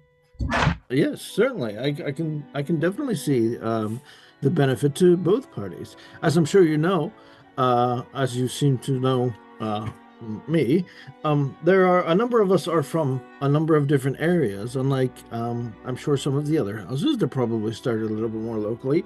So the matter of distance is certainly a matter of interest for our house. So that is certainly a valuable selling point. The fact that your house deals so effectively in covering distance, both in travel and in communication. Indeed, we are the mark of passage, and, well, I imagine your house will have great need for passage. Our more potent members of our house are capable of teleportation, even. Wouldn't that be convenient? So, I have a meeting to get to. I'm very sorry to cut this short, but please take it to the rest of your party. Let them know that House Orion would be more than happy to speak further on this matter. Simply find yourself to our Orion Enclave and make an appointment, or we'll do what we can to set up some time to meet and greet. But if you're interested, and I do hope you're interested, House Orion would be very excited to talk further about patronage. Absolutely. My assumption is that not long after this event, the group of us will get together and begin debating, negotiating, and perhaps conceding until we've come to a suitable decision. And we'll be certain to let everyone know the decision that we reach. Indeed. Well, it's me and you, Mr. Lackyard, for the future of... I hear the word diplomacy being thrown around. The House of Diplomacy and the House of Passage. I think they could work quite swimmingly together. We take you to where you need to go, and you make things work swimmingly. It does certainly sound like a very effective pairing. I'll grant you that. All right, Mr. Lackyard. You have a fabulous rest of your day. It's nice to meet you, man. And he'll make his way out and continue to do the rounds. Again, moving a little energetically. Sweet. We'll veer away from that. That was kind of a twofer for me. You got to do what you did, and I got to get someone in who wanted to talk to one of you guys. I do have someone who wants to talk to Ludwig. Oh, okay, bring it on. I was going to ask that. Nobody wants to talk to the Carnathi. Oh, someone wants to talk to me. Oh, no, there is someone who wants to talk to the Carnathi. You see a big, broad Asian man, long sort of chin beard and a top knot, and right on his forehead is a large dragon mark of making as you are approached by Baron Zorlon to Kenneth of Kenneth East. Oh, I've heard of him. Comments told me about him. He walks out, and he is reputed to be somewhat cold, shrewd, but considered to be a little, have gone native with Carnathi tradition and culture. And he says, Mr. Ludwig, a pleasure to make your acquaintance. I hear you are the son of the great warlord Heinrich Irdragard. It's a pleasure to meet you. Yes, it's a pleasure to meet you too, Baron. These are Barians, huh? Yeah. Despite being so far from home, it's good to see a little bit of it. I've spoken with the ambassador, Mr. De Kunlak. And now I'm speaking with you. Ah, and how lucky are we to have the time to speak to one another. But I have to say, I wish we could have done this on more regular homeland grounds. This on there, it is so soft. It is very relaxed. I think is a more kind. Indeed, indeed. Well, even here, this is I just wanted to yes, she's a good friend of mine and best lawyer in the city. Blah blah blah. I see, and he goes, Lady Madani. And she goes, pleasure to meet you, Baron de Kenneth. I've heard. Yes, indeed. And he turns his attention immediately back to you. He goes, well, perhaps you and your allies need to find your way out, and you need to show them a proper Carnathian welcome. But, well, I just thought I'd come and speak to a fellow Carnathi. So tell me, what is your group's interest? Is there, you wish to be founded? I have no doubt that we can do great things together. Well, we're still disparate. We're all trying to sit down and fully figure that out. These are an eclectic group of individuals. You must see. Of course. You see, there are some are from Breland, Zalargo, a warforged that walked out of Sire, and of course myself. It's as they say, with the blood of all, if the gods exist, they are cruel for what happened to Ciri. Well, I cannot even speculate what happened to that. Many try, but perhaps one day we might even find out. But for the time being, I completely understand. You must speak to your allies. Again, as the doctrine goes, stand for those who you care for. It seems that fate has brought you to care for these people. That's good, but clearly they may need my help. Indeed, but as it says in the doctrine, stand for those you care for. Is it not Karnath who stands first above all, our great nation? Karnath is always in my heart. Karnath is always in my heart. How could I forget it? Of course. Well, know, of course, that Cannith East stands with Karnath, and that should be all a loyal Karnath you might need as persuasion. Huh? I see you. I see you. I see what you mean, good sir. Well, I hope we might have the chance to speak again. Perhaps there was time for you and me to converse more. I'm sure it'd be nice to speak properly as from one Karnathi to another and speak as shrewd individuals. Perhaps with the rest of your group as well. I'd like to be able to make the case for them as well. The way of the Karnathis is perhaps better than what Onder has to offer here. Well, will you be in the city for long? I will be in the city as long as it takes. This life is all we have. I might as well use it well. Exactly. Exactly. Good man. But I will happily message you again. I'll use Civis to send a message to you and get if should the need arise. Very well. Well, take faith, young man, and perhaps I will see you again soon. We can speak of further business. There's much that I think Karnath can do for you in your new forming house. And wouldn't it be so much better if you could house yourselves in Karnath, close to home, huh? It would be nice to go back home, see home again. Very well. This is further. Strangely enough, this is the furthest I've been from home. Well, we need to get you back. Fine young warrior like yourself. I go to Onder, I get to Dragonmark. Imagine what would happen if I went to Breland.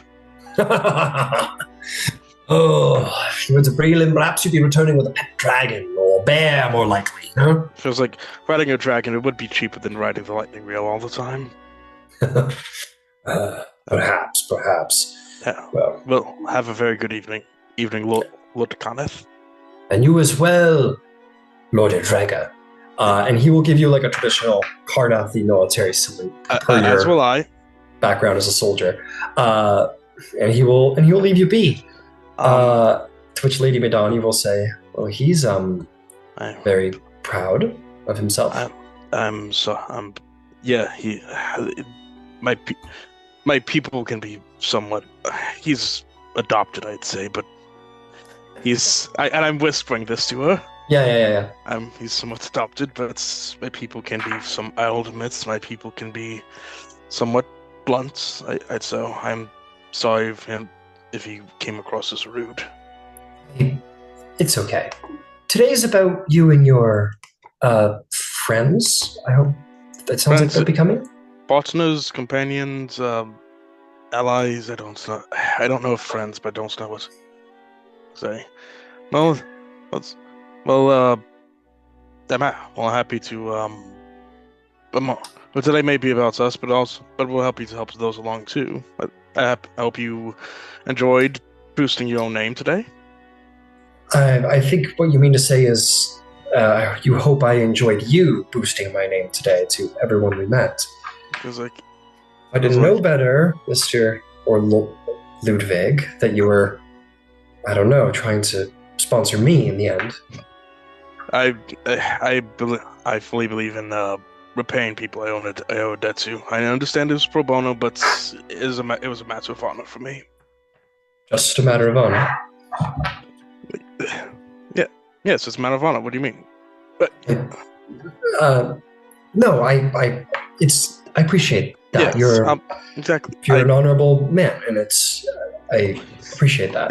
Thank you. I also, and I say this quietly away from others. What are we doing over here in this corner? Yes. Also, like, you were much more quiet today. When I've seen you speak of the law, you seemed the boldest woman in Corvair. But I'm sorry if you felt uncomfortable today. No. Sorry, I don't feel uncomfortable at all. I'm maybe a little bit, but that's just. I understand. I understand completely. These things aren't my favorite bits of business either. It's one thing when it's a legal practice. I know the information, and I know how to proceed. This isn't really You're on unfamiliar territory. I'm in familiar territory, and I think we find ourselves in reverse positions. Ludwig, you didn't understand the law, and now you understand this, and you're helping me. I'm not as much of an expert as you might think I am.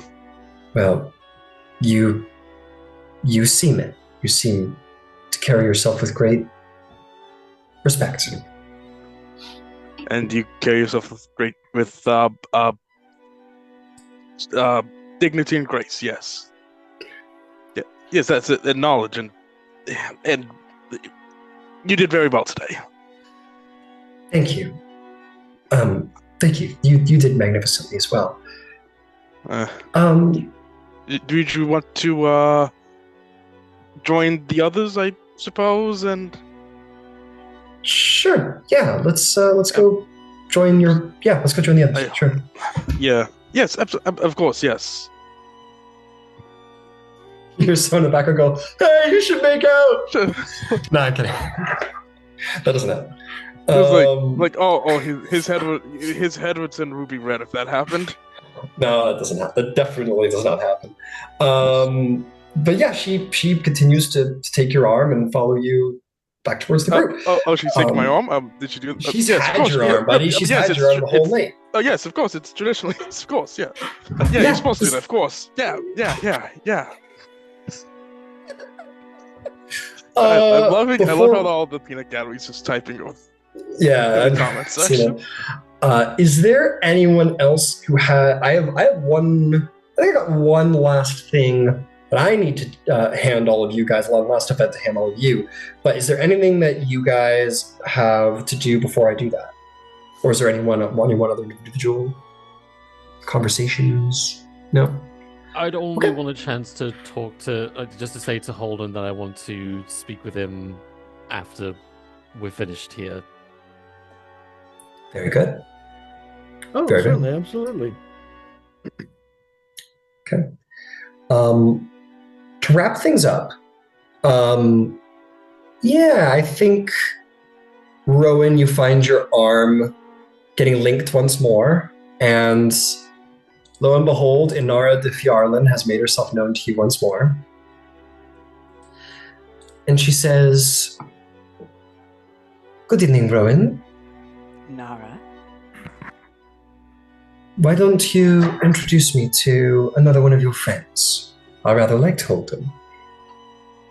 So do I. Come. And she'll cozy up with her and Yep. we are going to meet Ludwig and Wahaha. And Lady Madani. Lady Madani. Ludwig, you are approached by Rowan and a beautiful half-elven woman in a long black dress that is very complimentary to her form, shall we say. Great. She's stunning. She's Oh, stunning. Rowan, good to see you. Good to meet you and your friend here. See you again, your friend. Inara de Fjarlin. She's a longtime friend of mine. This is Ludwig Hildreger and Madam. our council. Above the table, I can't remember her first name. Lady Marina de Marina Madani. de Madani. Oh, the greatest You remember my lawyer- girlfriend's name! Greatest Just lawyer Ludwig. in Fairhaven. It's okay. Greatest lawyer in Fairhaven. Oh boy. And Inara says, "A pleasure to meet you, Marina de Madani. You have, if I may say, it seems you have excellent taste, a Carnappy." And Lady Marina's like, "Oh no, I mean, we're just." It feels like we've. Yeah. Feels like I'm a wonderful. I like to think I'm a wonderful client. Right, he's a client. Yeah. So Melina, sorry, which house are you from? He is obviously blatantly trying to change the subject. Inara watches all of this wow. She says, "Lady Inara de Fjarlin, the House of Entertainment.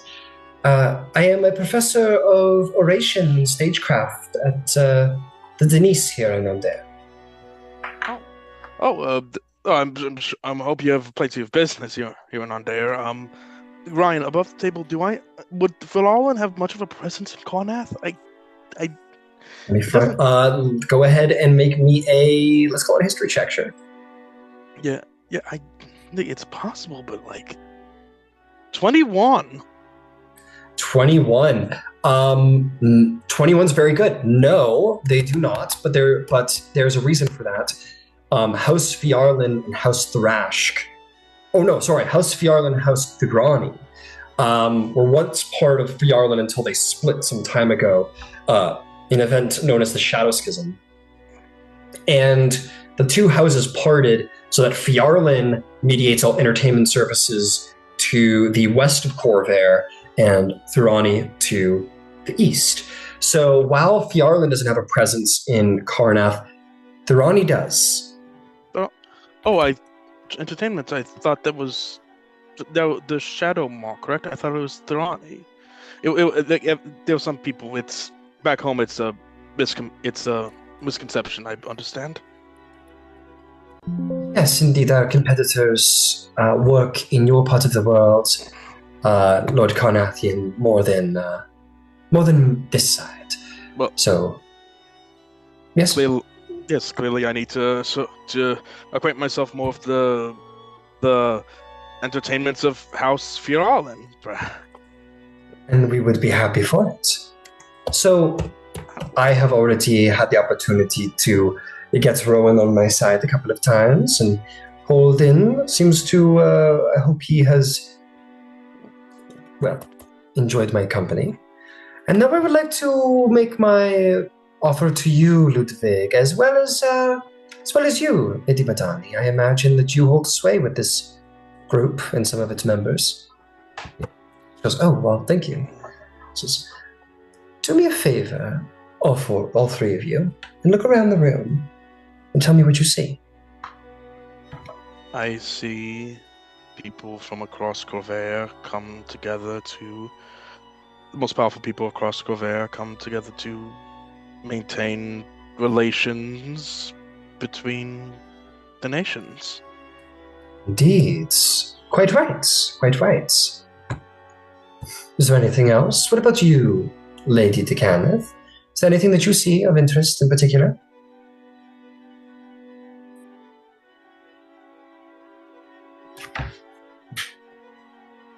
No one knows what anyone's doing. No one's really leading. Not that anyone can see. Interesting. And what of you, Lady Madani? Oh shit. She'll go, I rolled nat 20. She goes, let's see. Much as Ludwig and Lady Decaneth say, they're people exchanging words, and I notice Lord Baron Deneth seems to have received a personal message and is leaving rather abruptly. Yes. I think there might be a message of some sort being passed around, but other than that, she makes a fair assessment of the room, but notes that most. She goes, it seems that there's perhaps a message being passed around here and there. She goes, well, you are from the House of Detection. It makes sense that you would catch on. It seems that Lady Marina de Madani has caught on to what I was mentioning. There seems to be some wave of something going on in the room. Won't you look? And she'll sort of point to the door, and you will notice that the Baron Dennis is leaving the court with some haste with another warrior of House Deneth at his side, and they're moving with some intention to go somewhere. And who else? Someone else is doing the same thing. Give me a moment.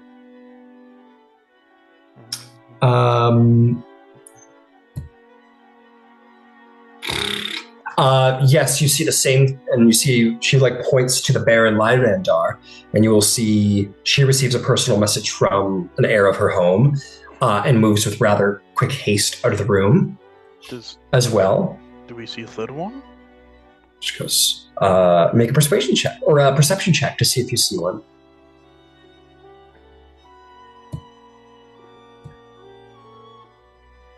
22. I'm rolling like hell. I'm rolling really well tonight.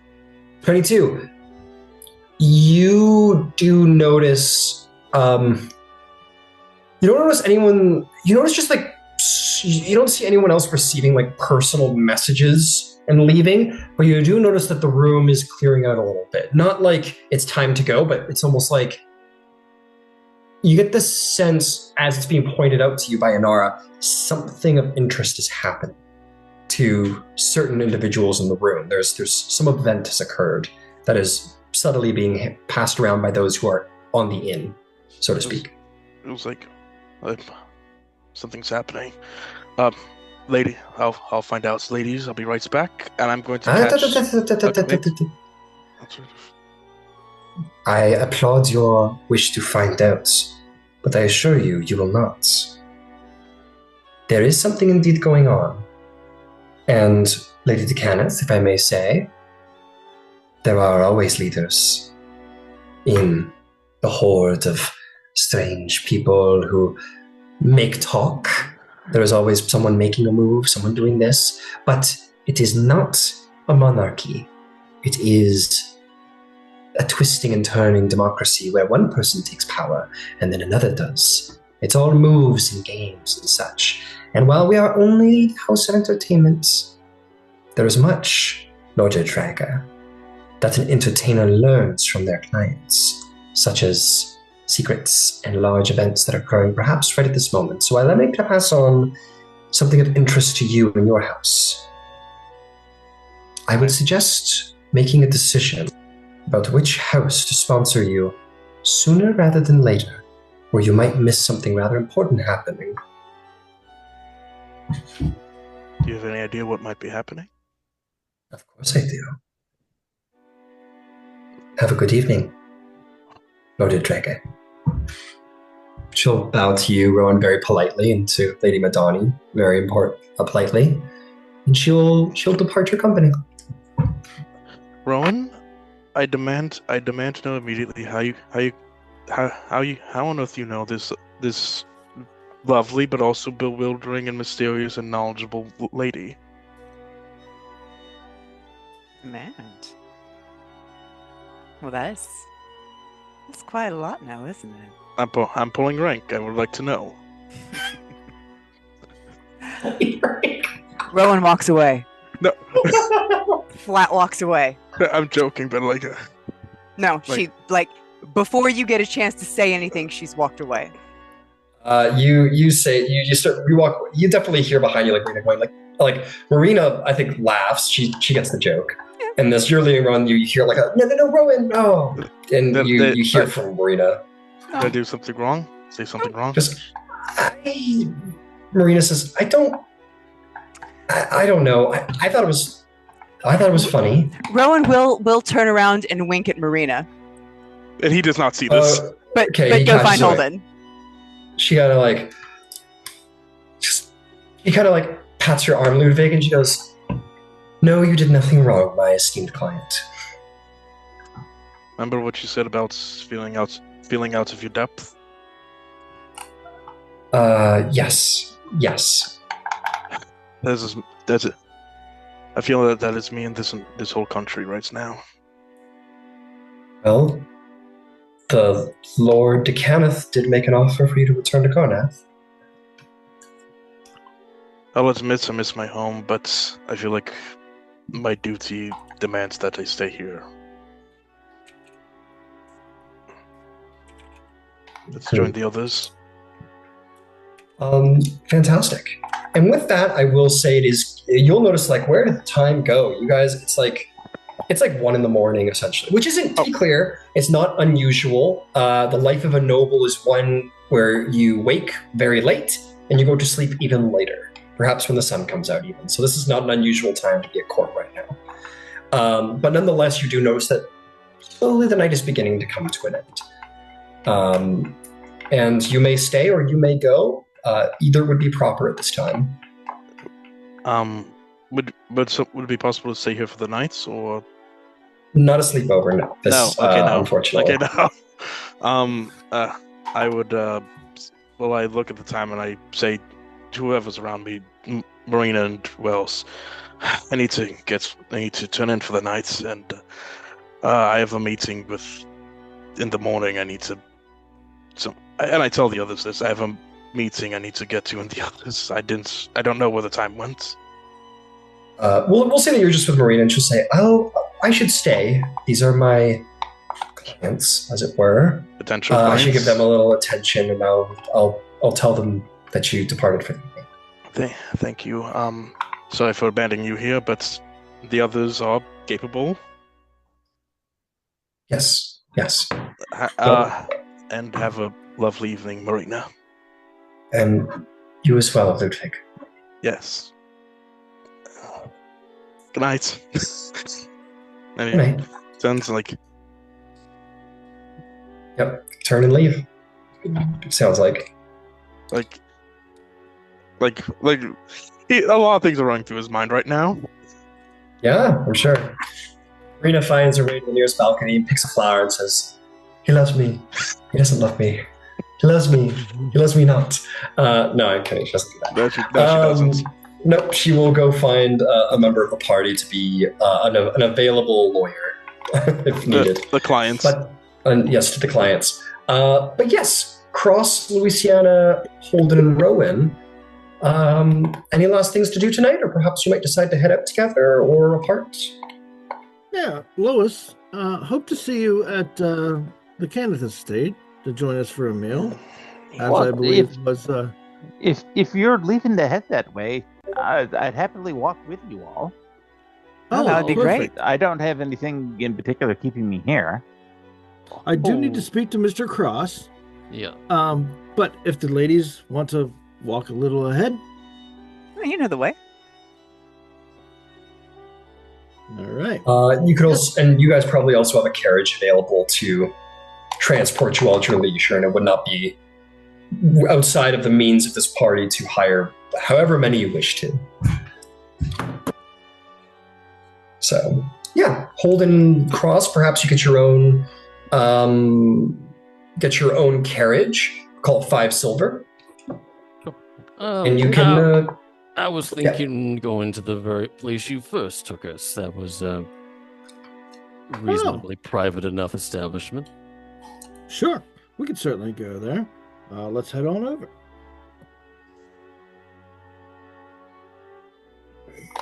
And we will go to the original suite suite in the top of the inn that they had set up. Sweet. And Rowan and Luisana can start heading to the Canada Estate together if you wish. Rowan, you would have a personal carriage from the staff from your home, so no price required. You're already paying for that, technically. And Ludwig, for 5 silver, you can get your own carriage for yourself if you wanted to privately transport. I will. He's punctual like this. It feels like, I need to go port for bed. He's like the person who respects bedtime. Fantastic. Okay, yeah, why don't we say that Holden Cross, you come in very well dressed in this place that is for people of that stature. And you kind of file into this establishment you guys all sort of first corralled in. I believe they had like private, somewhat like soundproof booths or something like that. That'll probably work. Yeah, they definitely did. So you can get one of those if you wish. Absolutely. Yeah, that'll work. Okay, you guys file into one of these soundproof booths. To be honest, I've been itching to sit down and talk with you in private for a while, Mr. Darkyard. Oh, yes. What can I do for you, Cross? Well, I must say, out of everyone of our marked brethren, you were the most intriguing of the bunch for me. And, well, a little birdie happened to tell me that you expressed some interest in this location, and I'll pass the note with the address on it to Holden. Oh, yeah, he'll open it up and recognize the address and not attempt to hide the fact that the expression on his face that shows that he's quite impressed. Interesting. Where did you find this address? Dare I say, I was somewhat inspired by a former associate from the Founder's house. I will be honest with you, Cross. It was my intention to go there at the soonest available opportunity, probably tomorrow. But have you been? Cross will produce the documents that they found. I thought that it would be... I slipped out midway through the proceedings. I figured since everyone's attention would be there, that the place would have less eyes upon it. I haven't actually looked at what these contain, but I figured, since this was something you'd found yourself, that you might want to read them first. That is very smart. I am very impressed. And you know what? To continue the spirit of goodwill, shall we look at them together? I think that'll be a good idea. What do they say? What will I get? Oh boy, yeah. Give me a moment. I'm working on it. I'm grabbing it out right now. What did I get? What did we get?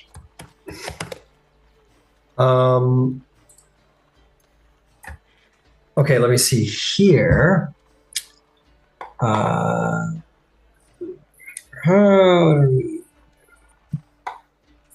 Okay. You see that it is a series of shopping lists. Some for bread, and various one's for groceries, one's for furniture, one's an appointment list that just has like initials and times, and it's It's just like a number of lists that a person might use throughout their week. All of it? Yeah, all of it. You go through all of it, and they're all, but they are in letters, though. To be clear, they're all like letters in a letter fold, and you pull them out, and there's just like bread, honey, milk, whatever, whatever. Yeah, I guess above the table, do I recognize any of this as thieves' cant? You do not. Okay, interesting. Ah, well, These we were do have their dietary information crossed. these were hidden underneath a dresser in a secret compartment. It's almost hard to believe they'd go to such effort to hide their shopping list. Hmm. Interesting. Well, I will say that my colleagues and I use a little bit of a code to circumvent the intercept of information sometimes. However, this is not that code. It's not my code. I don't recognize it. That doesn't mean that it's not any code, that there's not information hidden here that might not be more useful in the future. Says there was part like something that was like like a list of appointments or something like that. Yeah. Is it names of places or people? No names of play. It's just got like initials. It has like KR, Okay. 8 o'clock, CT, 12 o'clock. Do any of those initial sorts out as like places in, I guess, in Fairhaven that are like, I guess, notable? Like, did it Maybe an match up? investigation check. Okay. Can I do so as well since we're sharing? Sure. That Or you can is provide a advantage, whatever you want. dirty 20. Dirty 20. Cross-referencing it with the important sites of Fairhaven. We'll take a little look here. I guess even with people I know, like just Or people you know. everything that has like a possible initial I can think of. I mean, it's yeah. There are definitely possibilities. There's one that's like HJ, and you're like, oh, that could be like House Jarosco, for example. And there's one Yeah. that's like LR, and you're like, oh, that could be Lightning Rail. But so there's Yeah. absolutely possibilities that you could Mhm. put to it. But each and every one is 2 letters, which makes you think name and surname, Yeah. possibly. What are the initials? The initials are, I will put them in the chat.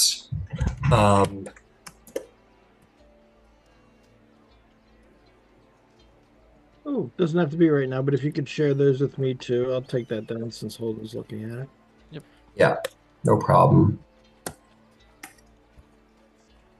This is them. I put them in the Zoom chat. Okay. Those are the specific ones. Hmm. And these all have times by them, you said, Ryan. Yeah, I can give you those as well if you want. Sure. They just go up in an hour increment. Make your life Yep. easy. That's fine. If it helps at all, whoever did all the murdering used, well, one was using a large, I only assumed to be some sort of mace or hammer, and the other was either a beast with massive claws or was using some sort of weapon with multiple blades at the end. Well, that's an interesting way to go about a murder. It certainly sends a message. Cross, do you know? I'm not sure at this point what you know and what you don't know. Do you know who the victims were? Not necessarily their names, but do you know why they were victims? I can't say I know at all, only that supposedly the murder took place the night of the attack on the Golden Dragon. I can only maybe surmise it was an attempt to clean up loose ends. Yes, so I'll share a little something with you. The people known to be residing at this house. Now, I don't know the identities of either the people or the victims, so I can't promise that they're the same. But I know that the people who were residing at this house previously were directly involved in the in facilitating the implosion aboard the airship. It's like a pretty sizable sort of gal, sort of like burst of mist kind of comes out of process. Even as they're talking, like the room starts getting like filled with like this slightly smoky air. Beep, beep, That's beep, beep, beep, beep, beep. that is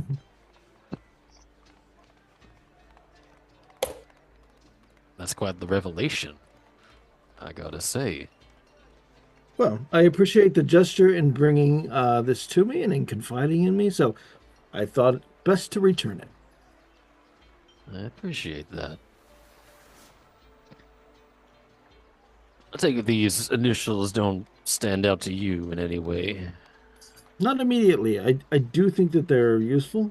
Certainly, possibly. Well, all of these papers were hidden. One doesn't normally just hide a grocery list. So I think that all of these are important. Why don't you keep them on your person? I've got the information here in my head, and I say we both take a stab at giving this a little consideration and seeing what we can place this to. I'll do some investigating, but I will advise, and this place feels needless to say, head low. When I was acquiring this, someone let slip that the house was quarantined by the royal court itself, so Ah, I was also similarly advised, not in those words, but that making myself present near and around the area did carry with it a bit of risk. So at this point, unless you see or I come up with reason to return, you may have saved me that risk. I appreciate that. worst case, if ever questioning occurs, and the, well, should a zone of truth end up being used again, well, I'll say is I found a shopping list on the floor. Perfect. And I can Pretty say I've much never been true. there. This has And, worked out fantastically, Cross. Very nicely done. well, I thought, what better way to, I suppose, impress the most mysterious one of our number than to I demonstrate assure you, some of my own detective I, skills. I'm only as mysterious as you are, my friend, with your uh, erased or your smudged marking. I'm simply mysterious because I don't necessarily come from anything of note. There's not a whole lot more to it than that. There's just not a lot to know. Well, I know how it feels to be trying to rise from the bottom. So I look forward to working with you further. I appreciate that about you, sir, and I look forward to working with you too as well. I will keep you apprised of any other information. I do have a couple of other places, people, in fact, with whom I'm going to make contact tomorrow. And should anything promising spring up, I'll be happy to share. Very well.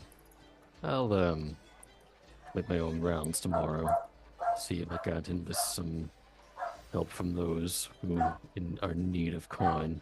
Those who are, dare I say, often invisible to others. Some of my favorite people are invisible. Well, I suppose we best head back to the estate. They'll be waiting for us. Yes, we have a new and intriguing friend to better acquaint ourselves with. We do, and a decision to make. Ah, yes. Well, I am not going to oppose anyone's strong feelings one way or the other on this. I'm happy to go along with whatever. I think that one of the more profitable ways to take advantage of situations like this is to try and see the benefit in any possibility and eventuality. Not a bad philosophy. I'll be keeping a close eye on on people's feelings on the matter. Well, I was given a couple of offers, both of which were perhaps appeals to my cold metallic heart. I was present for a few offers as well. None that I feel strongly enough that I would impress them upon you. Somewhere Inara's like, what the fuck? It hurt. What happened? All right. We'll say that Holden and Cross, you guys begin to head back then. Yep. Ludwig, you're the first one to the manor, if that is indeed where you wish to stay tonight. And Rowan, you could show Loisana around the estate, around the wonderful Caneth estate. And then you might all meet in the dining room for some after-hour coffee or liqueur or something of the like before Holden and Cross make their arrival. Perhaps next session we might start with a bang and see how everybody feels about this. Perhaps we'll simply say that everyone finds their way to bed at this late hour. Loisana is shown around the house. A room is made up for her if she wishes to use it. And absolutely. Fantastic. And you can all rise at a sort of midday, late hour, as is normal of someone of this lifestyle. And maybe you might have a morning discussion about what has transpired this wonderful evening with a fresh copy of the Kornberg Chronicle coming out. So we'll end the session there. Hope everybody had a good time. And man, I think as Ludwig said last session, I feel like that was our first big bite out of the game, our first big courtly intrigue thing. No, for sure. There is, I have to say, above the table, there is some stuff happening behind the scenes that you guys aren't currently in on yet. I'm so intrigued. There's stuff going on that's interested. That is worth knowing about. Let's put it that way. There you go, Derek. Did you catch who the murders were now? A little bit. I'm gonna replay the thing again. Thank you again, Carmen, for uploading all this. Ludwig still Happy wouldn't to help. know. Ludwig still wouldn't know, but Yeah. what He wouldn't have Holden no idea. said, what Holden said was that he knew that the people that were murdered in that that's not what I said. He knew that the people that were said to be staying in that house, who may or may not have been the victims of murder, were directly involved in facilitating the explosion on board the airship. Really? Where'd they get that info? Well, we didn't share that part yet. Okay. Okay, we'll find out. We'll find out. I pointedly did not ask. Which I appreciate. Yeah, thank God for rewatching the stuff on YouTube. Yeah. Man, I admit, some of you have made the reputation thing a little difficult for me, because, like,